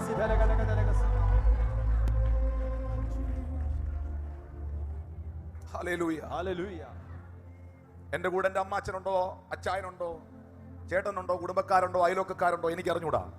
ഉള്ളവർക്കായി സ്തോത്രം. ഇപ്പോൾ എന്റെ കൂടെ ഉള്ളവർക്കായി സ്തോത്രം. ഇനി കൂടെ നിൽക്കുമെന്ന് പറയുന്നവർക്കായി സ്തോത്രം. ഒന്നിലും എനിക്ക് ഈ ഭൂമിയിൽ ഒരു ഗ്യാരണ്ടി ഇല്ല. പക്ഷെ ഗ്യാരണ്ടി ഉള്ള ഒരു കാര്യം ഞാൻ പറയാം, എനിക്കൊരു ഉടയവനുണ്ട്. യോബിന്റെ പ്രതിസന്ധിയുടെ നടുവിൽ യോബ് പറയുന്നു, എന്റെ ഉടമസ്ഥൻ സ്വർഗത്തിലും എന്റെ ജാമ്യക്കാരൻ ഉയരത്തിലുമുണ്ട്.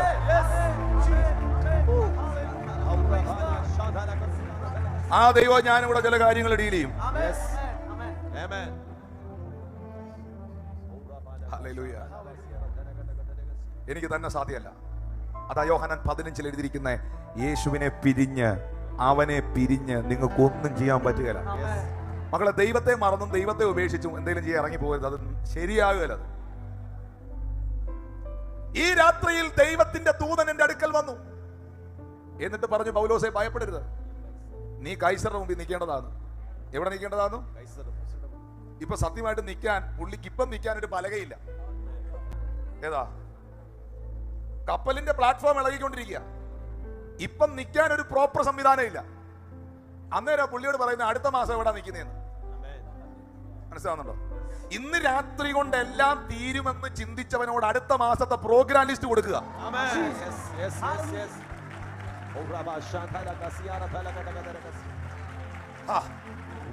ദൈവം നിന്നെ ഏൽപ്പിച്ചത് പൂർത്തീകരിക്കാതെ, ഇത് ദൈവത്തിന്റെ ആലോചനയാണ്. ദൈവം നിന്നെ ഏൽപ്പിച്ചത് പൂർത്തീകരിക്കാതെ നിന്റെ ഒരു രോമത്തെ തൊടാൻ പിശാചിന് കഴിയുകയില്ല എന്ന് വിശ്വസിക്കുന്ന ദൈവമക്കൾ ഇതിൽ ഇരിപ്പുണ്ടെങ്കിൽ അവർക്ക് ഇന്ന് ഈ പകലിൽ ദൈവത്തെ ആരാധിക്കാം.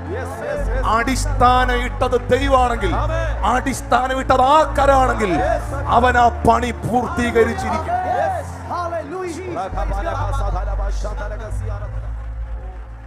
പ്രിയമുള്ളവരെ,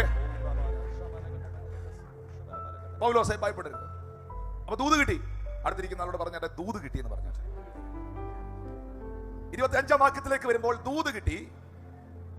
ദൂത് കേട്ടോണ്ടിരിക്കുന്നവരെന്ന് കൈ ഉയർത്താവോ ചർച്ചിൽ? ദൈവം നിങ്ങളെ അനുഗ്രഹിക്കട്ടെ.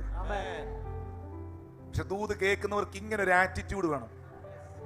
എന്താ ആറ്റിറ്റ്യൂഡ്? ആ മനുഷ്യൻ പറയുന്നു, അതുകൊണ്ട് പുരുഷന്മാരെ ധൈര്യത്തോടിരിക്കെ. എന്റെ ചോദ്യം, കാറ്റ് മാറിയോ? കാറ്റ് മാറിയോ? ഇല്ല. പുതിയ കപ്പൽ വന്നോ? ഇല്ല. പറന്നുപോയ പായ് തിരിച്ചു വന്നോ? ഇല്ല. ഇളകിപ്പോയ പലക ചേർന്ന് വന്നോ? ഇല്ല. സാഹചര്യമൊക്കെ സെയിമാ, പോകുന്ന അവസ്ഥയൊക്കെ പഴയതുപോലൊക്കെ തന്നെയാണ്. പക്ഷെ എന്തോ ഒരു ഉറപ്പ്, ഇതൊക്കെ മാറാൻ പോവാ. ഈ അവസ്ഥകൾക്കൊക്കെ ഒരു വ്യത്യാസം വരാൻ പോവാ. എന്റെ ദൈവത്താൽ ചിലത് സംഭവിക്കാൻ പോകും.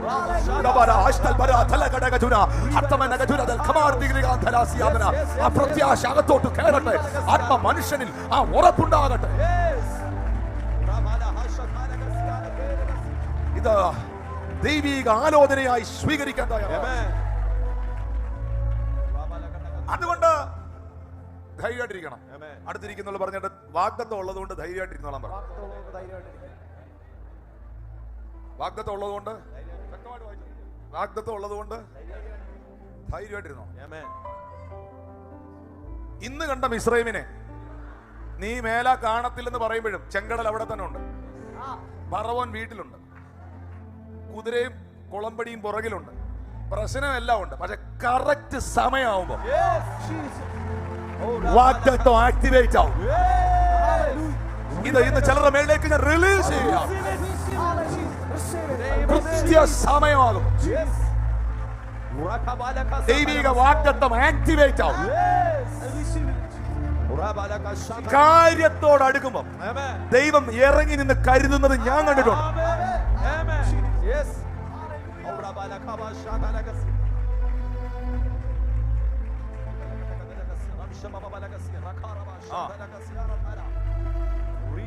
ഭയങ്കര സാന്നിധ്യത്തിൽ ഏഞ്ചലിക് ഒരു മൂവ് നിൽക്കുക.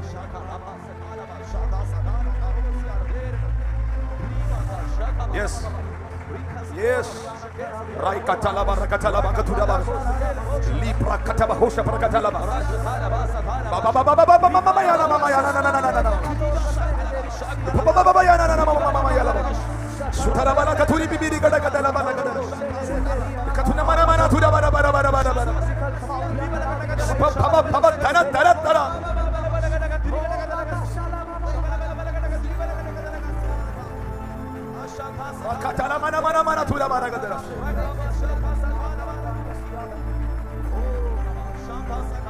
മോനെ, നിന്റെ വിഷയത്തോട് നീ അടുക്കുമ്പോൾ, ആ കൃത്യ സമയമാകുമ്പോൾ നിന്റെ മേളിൽ ദൈവം പറഞ്ഞ വാഗ്ദത്തം അതിന് ജീവൻ പ്രാപിക്കും, അതിന് ചിറകുകൾ ഉണ്ടാകും.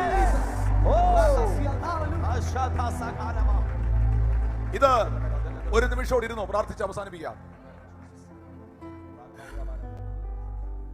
വാഗ്ദത്തമുള്ളവർക്കെല്ലാം ഇങ്ങനെ ഒരു ആറ്റിറ്റ്യൂഡ് ഉണ്ടാകും. എന്ത് വിഷയം വരുമ്പോഴും നാട്ടുകാരങ്ങനാണ് പറഞ്ഞുകൊണ്ടിരിക്കുന്നത്, ഡോക്ടർ അങ്ങനാണ് പറഞ്ഞത് എന്ന് പറയുമ്പോഴും ഉള്ളം പറയണം, എന്റെ ദൈവം അങ്ങനല്ലല്ലോ എന്നോട് പറഞ്ഞത്.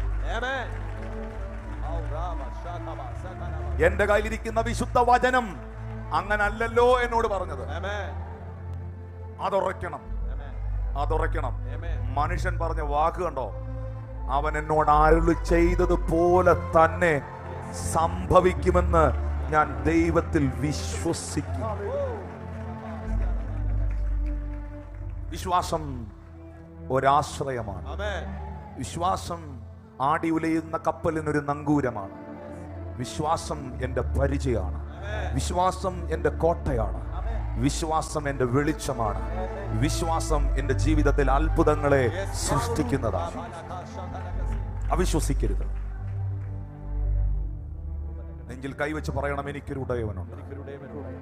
അവൻ എന്നോട് പറഞ്ഞതുപോലെ, എൻ്റെ കുഞ്ഞുങ്ങളെ കുറിച്ച് പറഞ്ഞതുപോലെ, എൻ്റെ കുടുംബത്തെ കുറിച്ച് പറഞ്ഞതുപോലെ, എൻ്റെ ശുശ്രൂഷയെ കുറിച്ച് പറഞ്ഞതുപോലെ, എന്നെ ദൈവമാക്കി വെച്ചിരിക്കുന്ന സഭയോട് പറഞ്ഞതുപോലെ, എൻ്റെ അഭിഷിക്തനോട് പറഞ്ഞതുപോലെ, എൻ്റെ മീതെയുള്ള ദൈവദാസനോട് പറഞ്ഞതുപോലെ, എൻ്റെ സഹോദരിയോട് എൻ്റെ സഹോദരനോട് പറഞ്ഞതുപോലെ, എൻ്റെ ദൈവം എന്നോട് പറഞ്ഞതുപോലെ സംഭവിക്കുമെന്ന് ഞാൻ സേവിക്കുന്ന എൻ്റെ ദൈവത്തിൽ ഞാൻ വിശ്വസിക്കുന്നു.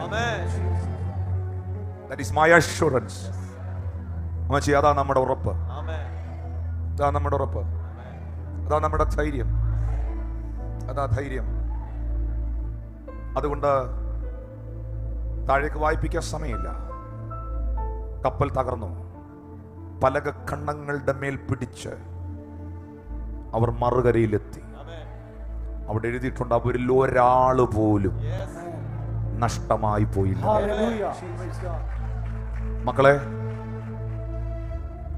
ഈ ശാനമൂലൻ ഉണ്ടാകാം, തിരമാലകൾ ഉണ്ടാകാം, നീ കാണുന്നതൊന്നും അത്ര നല്ലതായിരിക്കുകയില്ലായിരിക്കാം. പക്ഷേ നിന്റെ മേളിൽ ഒരു ദൈവിക വാഗ്ദത്തം ഉണ്ടല്ലോ. ദൈവം ഉദ്ദേശിച്ചത് നിന്നെ എത്തിച്ചിരിക്കും.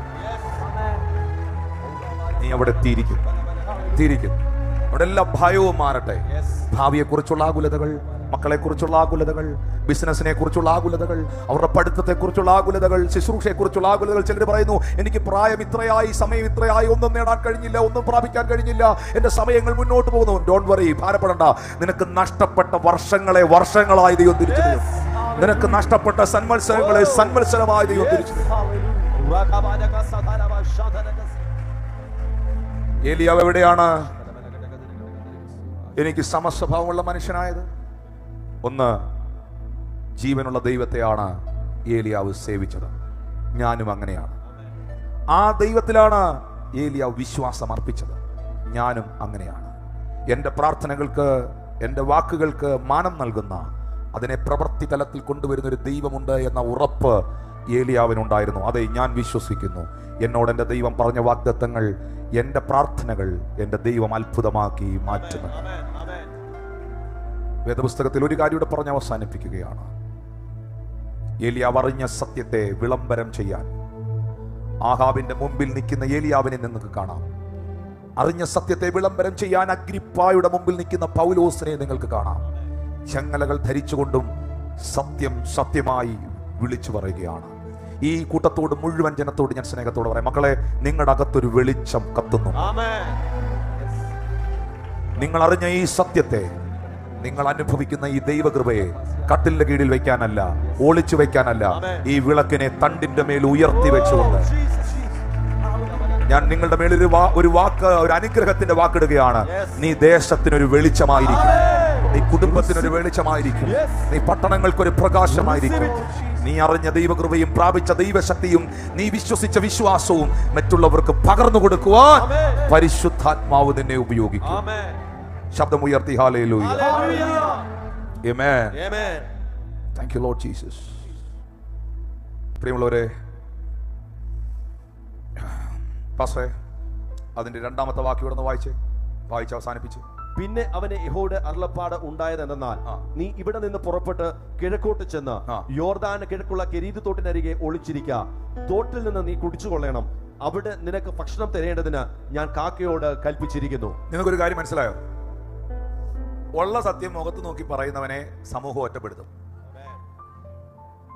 സത്യത്തിന് വേണ്ടി നിൽക്കുന്നവൻ പലപ്പോഴും ഒറ്റയ്ക്കായിരിക്കും. കെരീത്ത് എന്ന വാക്കിന്റെ അർത്ഥം എന്നാണെന്നറിയോ? ദൈവം ഏലിയാവിനോട് പറഞ്ഞു, ഈ കേറി ദൂത് പറഞ്ഞത് ആഹാബിനോടാ, ഇസബേലിനോടാ. കട്ടുകട്ടിയ നിങ്ങൾ ഉദ്ദേശിക്കുന്നവരല്ല, തീർത്തുകളെ. ഏലിയാവിനോട് പറയാണ്, നീ പറയേണ്ടത് പറഞ്ഞു, ഞാൻ നിന്നെ അറിയിച്ച ദൂത് മറ പിടിക്കാതെ നീ പറഞ്ഞു. പക്ഷെ നിന്നെ എനിക്ക് സേഫ് ആക്കണം, കാരണം ഇനിയും നിനക്ക് ശുശ്രൂഷയുണ്ട്. കെരീത്ത് എന്നൊരു സ്ഥലമുണ്ട് ഇവിടെ. നീ അവിടെ പോയി ഒളിച്ചിരിക്കണം. ലൊക്കേഷൻ കൃത്യമായിട്ട് പ്രൊഫറ്റിന് കിട്ടും. നീ അവിടെ പോയി ഒളിച്ചിരിക്കണം. ഞാൻ നിന്നെ കരുതാൻ, നിനക്ക് ഫുഡ് കൊണ്ടുതരാൻ. മനുഷ്യരോട് പറയാൻ പറ്റത്തില്ല. മനുഷ്യരോട് പറഞ്ഞാൽ ഇവനെയൊന്നും വിശ്വസിക്കാൻ പറ്റൂല. മനസ്സിലായോ?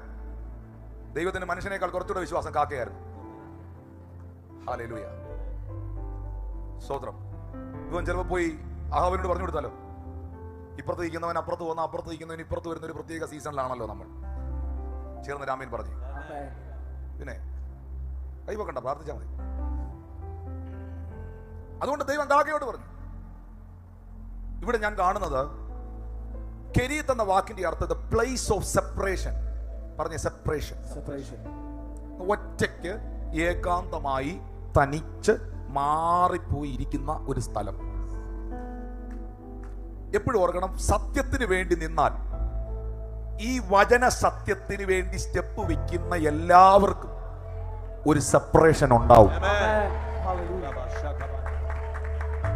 ഞാൻ ഉൾപ്പെട്ടു നിന്ന സമൂഹത്തിൽ നിന്ന്, സാമുദായിക പശ്ചാത്തലത്തിൽ നിന്ന് ഈ വചന സത്യം അനുസരിച്ചതിനാൽ, സത്യത്തിന് വേണ്ടി നിന്നതിനാൽ, ഏറ്റവും വലിയ ഒരു പുള്ളിയുടെ മുമ്പിൽ, ഒരു പരമാധികാരിയുടെ മുൻപിൽ നിന്ന് 17 വയസ്സുള്ള സമയത്ത് സ്നാനത്തെക്കുറിച്ചും വിശ്വാസത്തെക്കുറിച്ചും പരിശുദ്ധാത്മാവിനെ കുറിച്ചും അഭിഷേകത്തെക്കുറിച്ചും പറഞ്ഞതിനാൽ മുടക്ക് ലെറ്റർ അടിച്ച് ഒപ്പിട്ട് കൈ തന്നു. 17 വയസ്സ്, +2 കഴിഞ്ഞ് നിൽക്കുന്ന, എക്സാം കഴിഞ്ഞ് നിൽക്കുന്ന സമയം. ഹല്ലേലൂയ. പ്രിയമുള്ളവരെ, പുറത്താക്കി, ഒറ്റപ്പെട്ടു. എന്റെ അമ്മ ഈ ആരാധനയിലുണ്ട്, എൻ്റെ സഹോദരങ്ങൾ കർത്താവിൻ്റെ വേല ചെയ്യുന്നു. എൻ്റെ കുടുംബത്തിലുള്ള പലരും കർത്താവിലേക്ക് തിരിഞ്ഞു. പക്ഷെ അന്ന് അവർക്ക് ആർക്കും ഇതിനെക്കുറിച്ച് വലിയ ബോധ്യങ്ങളില്ലായിരുന്നു. പലരും കരുതി, പലരുടെയും മുമ്പിൽ ഞാനൊരു ചോദ്യചിഹ്നമായി, ഇനി ഇവന്റെ ഭാവി എന്താവും? ഇവൻ എന്തായി മാറും? ഇവന്റെ സഹോദരങ്ങളെ പോലെ, ഇവന്റെ കുടുംബത്തിലെ മറ്റുള്ളവരെ പോലെ, ഇവന്റെ കൂട്ടുകാരെ പോലൊന്നും ഇനി ഇവനാകില്ല. ചിലർ ഉപയോഗിച്ച പദപ്രയോഗങ്ങളും ചിലർ പറഞ്ഞ വാക്കുകളും ഞാൻ ചിന്തിക്കുന്നതിനും ഞാൻ പറയുന്നതിനും അപ്പുറമാണ്. അത് ലൈവിലൂടെ എനിക്ക് പറയാൻ പറ്റില്ല. ഒരു തെരുവ് തണ്ടിയെ പോലെ വഴിയിലൂടെ നടന്ന് ഈ കൂട്ടത്തിൽ ഇറങ്ങിയാൽ, വിശ്വാസത്തിൽ ഇറങ്ങിയാൽ, ഈ വിഭാഗത്തിന്റെ കൂടെ പോയാൽ നിനക്ക് അങ്ങനെ അവസ്ഥയാകും. നീ അതുകൊണ്ട് മര്യാദയ്ക്ക് തിരിച്ച് അതിനകത്ത് പോയി കയറി നീ ഞങ്ങളുടെ കൂടെ മര്യാദയ്ക്ക് നിന്നാൽ, വലിയ പ്രസംഗമൊന്നും പ്രസംഗിക്കാതെ, സ്വോത്രമൊന്നും പറയാതെ, അല്ലേലി ഒന്നും പറയാതെ, നീ ഈ പറയുന്ന കാര്യമൊക്കെ ഒന്ന് മാറ്റിവെച്ച് ഞങ്ങളുടെ വകുപ്പിനകത്ത് സെറ്റായി നിന്നാൽ ഞങ്ങൾ നിന്റെ കൂടെ കാണും. ഞാൻ പറഞ്ഞു, വലിയ പുള്ളി മുതൽ മേളിൽ നിന്നവർ മുതൽ താഴെ നിന്നവരോട് പറഞ്ഞു, ഞാൻ വലിയവനായ ഒരുത്തനെ കണ്ടിട്ടുണ്ട്. ഞാൻ പറഞ്ഞൊരു വാക്കുണ്ട്, ആ വാക്ക് നിങ്ങൾക്കും പറയാം. ഞാൻ പറഞ്ഞു, എന്റെ ഭാവി എന്താകും എന്ന് എനിക്ക് അറിയത്തില്ല, പക്ഷെ എന്റെ ഭാവിയെ അറിയാവുന്നവനെ ഞാൻ അറിഞ്ഞു. ആ വാക്ക്, എന്റെ ഭാവി എന്താകും എന്നെനിക്ക് അറിഞ്ഞൂടാ, പക്ഷെ എന്റെ ഭാവിയെ അറിയാവുന്നവനെ ഞാൻ അറിഞ്ഞിട്ടുണ്ട്. എന്റെ ഭാവി തീരുമാനിക്കുന്നത് നാട്ടുകാരോ കുടുംബക്കാരോ അസൂയാലുക്കളോ ശത്രുക്കളോ അല്ല. ഞാൻ ആരെ സേവിക്കുന്നുവോ, ഞാൻ ആരെ വിശ്വസിക്കുന്നുവോ, ഞാൻ ആരുടെ പിന്നാലെ ഇറങ്ങിയോ ആ ദൈവമാണ്.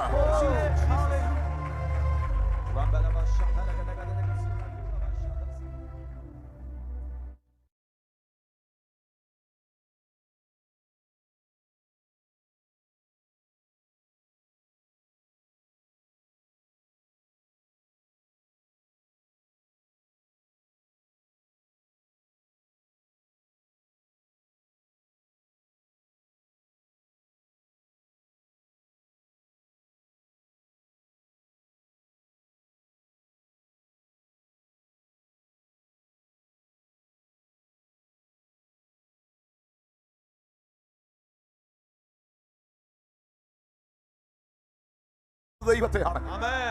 എന്റെ മക്കളെ, ഇന്ന് പ്രശ്നങ്ങൾ ഉണ്ടെങ്കിലും, നിങ്ങളുടെ ജീവിതത്തിൽ എന്തൊക്കെ വെല്ലുവിളികൾ ഉണ്ടെങ്കിലും, അവങ്കിലേക്ക് നോക്കിയവർ പ്രകാശിതരായി. അവരുടെ മുഖം ഒരു നാളും ലജ്ജിച്ചു.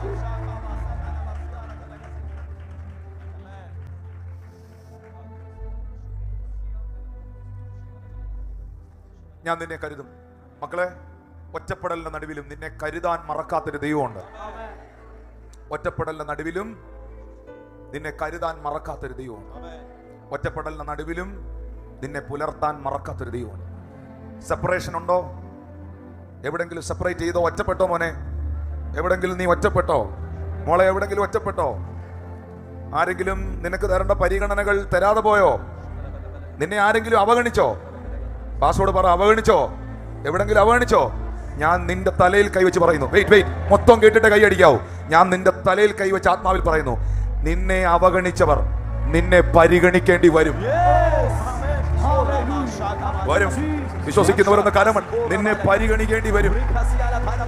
അതിനുള്ള എല്ലാ വഴിയും ദൈവം ഉണ്ടാക്കും.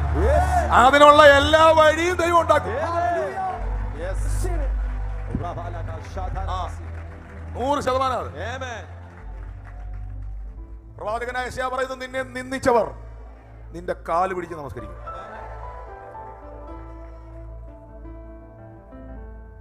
ഏലിയാവ് ഇവിടേക്കാ നമുക്ക് സമസ്വഭാവമുള്ളവനാണ്. സത്യം പറഞ്ഞതിന്റെ പേരിൽ കെരീത്ത് എന്ന ഒറ്റപ്പെടലിൽ ഒറ്റയ്ക്ക് പോയിരിക്കേണ്ടി വന്നു. എന്നെ ശ്രദ്ധിച്ചേട്ടെ, ഒറ്റപ്പെടേണ്ടി വന്നു. ഒറ്റപ്പെടലിന്റെ നടുവിലും എന്നെ നോക്കണേ, ഒറ്റപ്പെട്ടു എന്ന് തോന്നിയപ്പോഴും വിളിച്ച ദൈവം കരുതാൻ മറന്നില്ല. കാക്ക കൃത്യമായി വന്നു. കഞ്ഞിയും പയറും കൊണ്ടല്ല വന്നേ, അപ്പോ ഇറച്ചിയായി. കഞ്ഞിയും പയറും നല്ല ഭക്ഷണം. എനിക്ക് ഏറ്റവും ചിനുപാസിന് ഏറ്റവും ഇഷ്ടമുള്ള ഫുഡാണ്. ഞങ്ങൾ എറണാകുളത്തൊക്കെ പോകുമ്പോൾ ഞാനും ലിബിയും കൂടെ കഞ്ഞി കുടിക്കാൻ പോകും. അത് ഏറ്റവും ഇഷ്ടമുള്ള ഫുഡാണ്. ഞങ്ങൾ ഇസ്രായേലിൽ പോയ സമയത്ത് നമ്മുടെ സഭയിലുള്ള അവിടെങ്ങും ഇന്ത്യൻ റെസ്റ്റോറൻ്റ് ഒന്നുമില്ല. ഇസ്രായേലിൽ പോയി ഞങ്ങൾക്ക് പരിചയമുള്ള സഹോദരി വിളിച്ച് കഞ്ഞി ഉണ്ടാക്കി. ഞങ്ങൾ നൈജീരിയ, ഞാനും ജിജി പാസ്റ്ററും രാജേഷ് പാസ്റ്ററും എല്ലാം കൂടെ പോയി ചോറും മോരും കൊണ്ടുവന്നു. അപ്പം ജോഷി പാസ്റ്റർ പറഞ്ഞു, ചരിത്രം എഴുതുമ്പോൾ നൈജീരിയയിൽ ആദ്യമായി ചോറും മോരുമായി വന്നവൻ എന്ന് എഴുതുമോ. അത് നല്ല ഭക്ഷണമാണ്, നല്ല ഭക്ഷണം, ഇഷ്ടമുള്ള ഭക്ഷണമാണ്. പക്ഷേ ഏലിയാവിന് നല്ല അപ്പവും ഇറച്ചിയും.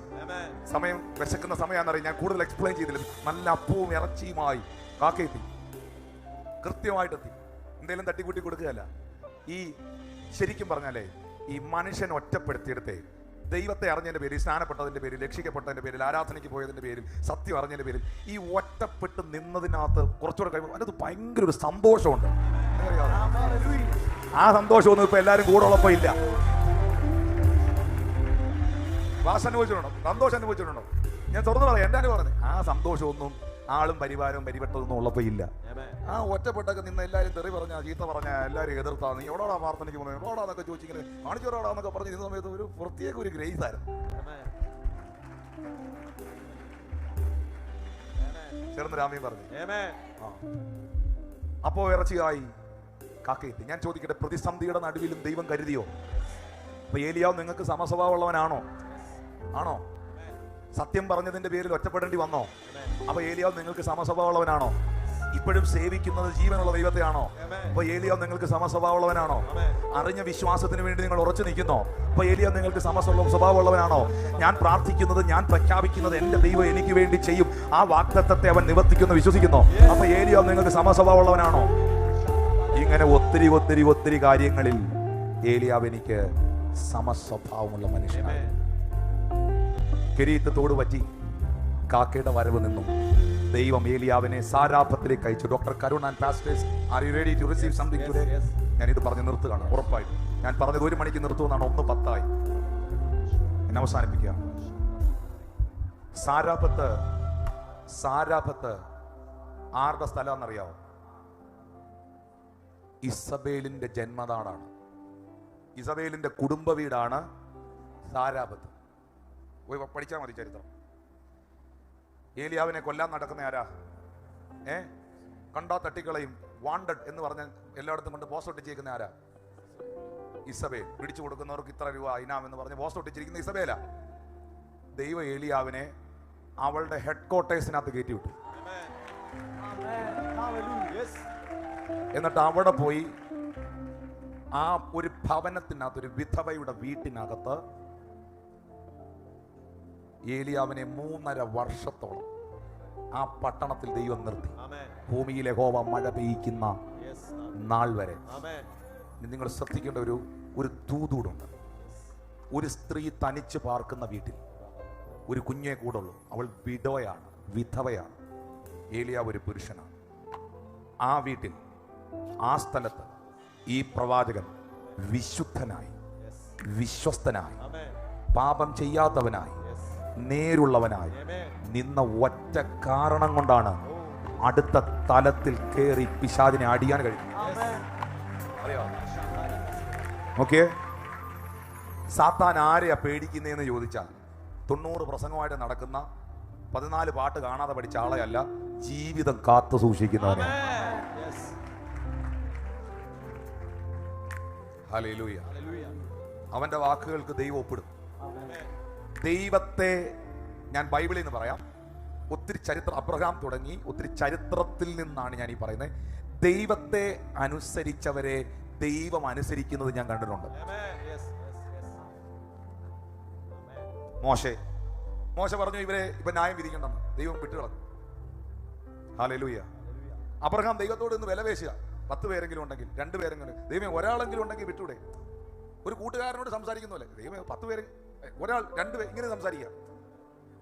എന്നെ ശ്രദ്ധിക്കുന്നുണ്ടോ? എന്നെ ബന്ധം നിങ്ങൾ എന്നെ ശ്രദ്ധിക്കുന്നുണ്ടോ?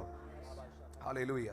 പ്രിയപ്പെട്ടവരെ, ഞാൻ അവസാനിപ്പിക്കുന്നു. സാരാഫത്തിൽ കയറാൻ ദൈവത്തിന്റെ ആത്മാവ് ചിലതിനെ ഉപയോഗിക്കാൻ പോവാ. മനസ്സിലായില്ലല്ലേ? പിശാചിന്റെ ഹെഡ് ക്വാർട്ടേഴ്സിൽ കയറി അടിക്കാൻ.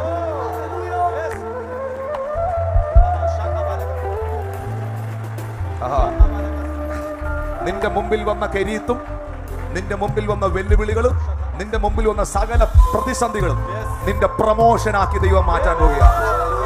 എല്ലാവരും ഒന്ന് എഴുന്നേറ്റ് നിന്നോ. ഞാൻ പ്രാർത്ഥിക്കുന്ന സമയമാണ്. ആ കരങ്ങളെ സ്വർഗത്തിലേക്ക് ഒന്ന് ഉയർത്തിപ്പിടിച്ചു. കർത്താവേ, നീ എന്നോട് അറിയിച്ച എല്ലാ വാഗ്ദത്തങ്ങൾക്കായി നന്ദി. നീ എന്നെ ബലപ്പെടുത്തിയ വിശ്വസ്തതയ്ക്കായി നന്ദി. Thank you Lord Jesus.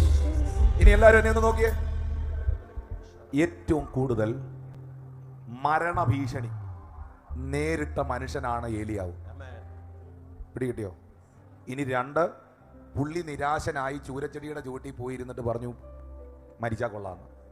നിങ്ങൾക്ക് നിരാശ ഉണ്ടായിട്ടുണ്ടോ എപ്പോഴെങ്കിലും? നിരാശ ഉണ്ടായിട്ടുള്ളവരൊന്ന് കൈ ഉയർത്തി. ഡൗൺ ആയി ഏലിയാ പറഞ്ഞതാണ്, ദൈവത്തോട് ഏലിയാ പറഞ്ഞു എനിക്ക് മരിച്ചാൽ മതിയെന്ന്.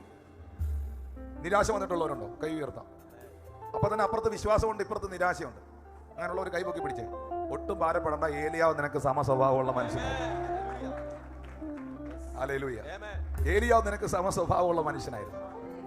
പക്ഷെ നിങ്ങൾ മനസ്സിലാക്കേണ്ട ഏറ്റവും വലിയൊരു യാഥാർത്ഥ്യം, ഏറ്റവും വലിയൊരു സത്യം, എല്ലാവരും തീർത്ത് കളയും എന്ന് വെല്ലുവിളിച്ച ഈ മനുഷ്യൻ ഇതുവരെ മരിച്ചിട്ടില്ല എന്നുള്ളതാണ്. എല്ലാവർക്കും പിടികിട്ടിയില്ല, എല്ലാവർക്കും പിടികിട്ടിയില്ല. അങ്ങനെ ഈ ചർച്ച കുറച്ച് പേരൊക്കെ ഉണ്ട്. മകളെ, മരണം കാണാതെ ചുഴലിക്കാറ്റിൽ മരിക്കാതെ ഉടലോടെ ദൈവം കൊണ്ടുപോയ ആളാണ് ഏലിയാവ്.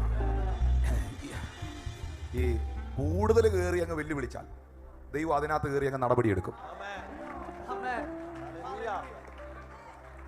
ഈ പുള്ളിയെ തീർത്ത് കളയാൻ, ഇല്ലാതാക്കാൻ ഒരു ഭരണകൂടം മുഴുവൻ ശ്രമിച്ചതാണ്. പുള്ളി തന്നെ ദൈവത്തോട് പ്രാർത്ഥിച്ചാണ് മരിക്കണമെന്ന്. അപ്പൊ ദൈവം തീരുമാനിച്ചു, നിന്നെ എല്ലാവരും ടാർഗറ്റ് ചെയ്യുന്ന ഈ കാര്യത്തിലാണെങ്കിൽ നീ ആകണ്ടത്. ഹല്ലേലൂയ.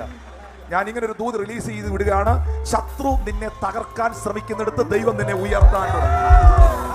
ഓ, ചില മിനിറ്റുകൾ ആ കരങ്ങളെ ഒന്ന് ഉയർത്തിപ്പിടിച്ച് ഓ അത്ഭുതമായ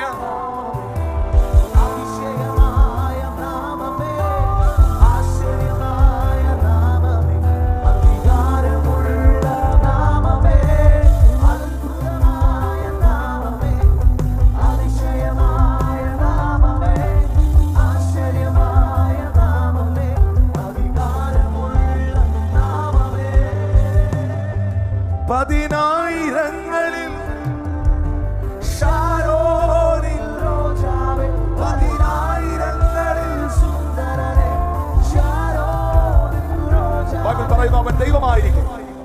ദൈവത്തോടുള്ള സമത്വം മുറുകെ പിടിച്ചുകൊള്ളണമെന്ന് വിചാരിക്കാതെ വേഷത്തിൽ മനുഷ്യനാണ് ഈ താണഭൂമിയിലേക്ക് അവൻ തന്നെ താഴ്ത്തി ക്രൂശിലെ മരണത്തോട് അവൻ അനുസരണമുള്ളവനാണ്. ക്രൂശിലെ മരണത്തോട്. മകളെ, യേശുവിനെ എല്ലാ നാമത്തിനും മുകളിൽ ദൈവം ഉയർത്തി.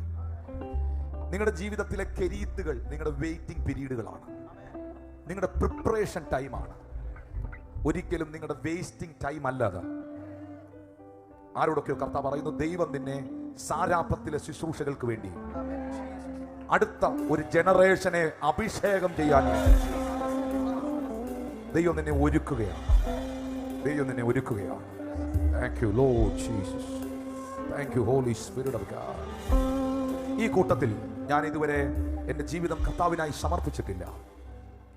ഈ ജീവനുള്ള ദൈവത്തെ സേവിക്കുവാൻ, അവനിൽ വിശ്വസിച്ച് അവൻ്റെ നാമത്തിന് വേണ്ടി നിലകൊള്ളുവാൻ, അവൻ്റെ വാഗ്ദത്തങ്ങളിൽ അടിയുറച്ച് വിശ്വസിച്ച് അവൻ്റെ കൃപയിൽ ആശ്രയിച്ച് മുന്നേറാൻ എന്നെ സമർപ്പിക്കുന്നു. ഞാനൊരു പാപിയാണ്. എന്നോട് കർത്താവേ നീ ക്ഷമിക്കണം. എൻ്റെ പാപത്തെ അവിടുത്തെ പരിശുദ്ധ രക്തത്തിൽ കഴുകണം. എന്നെ ഒരു പുതിയ വ്യക്തിയാക്കണം. യേശു ഒരു കുടുംബത്തിൽ വന്നാൽ ആ കുടുംബം വ്യത്യസ്തമാണ്. യേശു ക്രൂശിൽ കയറിയാൽ ക്രൂശ് വ്യത്യസ്തമാണ്. യേശു കാലിത്തൊഴുത്തിൽ കിടന്നാൽ ആ കാലിത്തൊഴുത്ത് വിലയേറിയതാണ്. യേശു ഒരു വീട്ടിലോ നാട്ടിലോ എവിടെ വന്നാലും കർത്താവിൻ്റെ പ്രസൻസ് ഉള്ളിടം അത്ഭുതമായി മാറും. അങ്ങനെയാണെങ്കിൽ എൻ്റെ ലൈഫ്, എൻ്റെ ജീവിതം ഞാൻ യേശുവിനായി തരുന്നു. കർത്താവേ, നിന്റെ കൽപ്പനയാണ് വിശ്വാസ സ്നാനം. സ്നാനപ്പെടുന്നത്, എന്നെ ശ്രദ്ധിച്ചാണ്, സ്നാനപ്പെടുന്നത് മതത്തിൽ ചേരാനല്ല, ഒരു സംഘടനയുടെ ഭാഗമാകാനല്ല, യേശുവിൻ്റെ കൂടെ ചേരാൻ, യേശുവിനെ ധരിക്കാൻ, ദൈവത്തോട് നല്ല മനസ്സാക്ഷി ഉണ്ടാകാൻ, ജീവന്റെ പുതുക്കത്തിൽ നടക്കാൻ, എൻ്റെ പേര് ജീവപുസ്തകത്തിൽ എഴുതാൻ, മരണത്തിനപ്പുറത്ത് ഞാൻ കർത്താവിൻ്റെ സന്നിധിയിൽ കാണാൻ സ്നാനപ്പെട്ട് ദൈവകൽപ്പന അനുസരിച്ച് ജീവിക്കണമെന്ന് ബൈബിൾ പറയുന്നു. വിശ്വസിക്കുകയും സ്നാനമേൽക്കുകയും ചെയ്യുന്നവൻ രക്ഷിക്കപ്പെടും. ഞാൻ ഇതുവരെ സ്നാനപ്പെട്ട ഒരാളല്ല. എനിക്ക് സ്നാനപ്പെട്ട് യേശുവിനായി ജീവിക്കണം എന്നുള്ളവർ ആ കൈ ഒന്ന് ഉയർത്തിപ്പിടിച്ച്, നന്നായിട്ട് ഉയർത്തിപ്പിടിച്ച് പ്രാർത്ഥിക്കാൻ പോവാം. എനിക്ക് ഈ കർത്താവിന് വേണ്ടി ജീവിക്കണം, ഞാൻ അവനിൽ വിശ്വസിക്കുന്നു. മക്കളെ, മോളെ, ആ കൈ ഉയർത്തിയവർ നന്നായി ഉയർത്തിക്കും. ഞാൻ പ്രാർത്ഥിക്കാൻ പോവാം. ഈ കർത്താവിനായി എനിക്ക് ജീവിക്കണം. മോനെ, നന്നായി ഉയർത്തിക്കും. നിന്റെ ജീവിതത്തെ ദൈവം ഒരു അത്ഭുതമാക്കട്ടെ. മക്കളെ, നിങ്ങൾ എൻ്റെ അടുത്തൊന്ന് വരാമോ? ആർക്ക് തലയെ കൈ വെച്ച് പ്രാർത്ഥിച്ചില്ലെങ്കിലും എനിക്ക് നിങ്ങളുടെ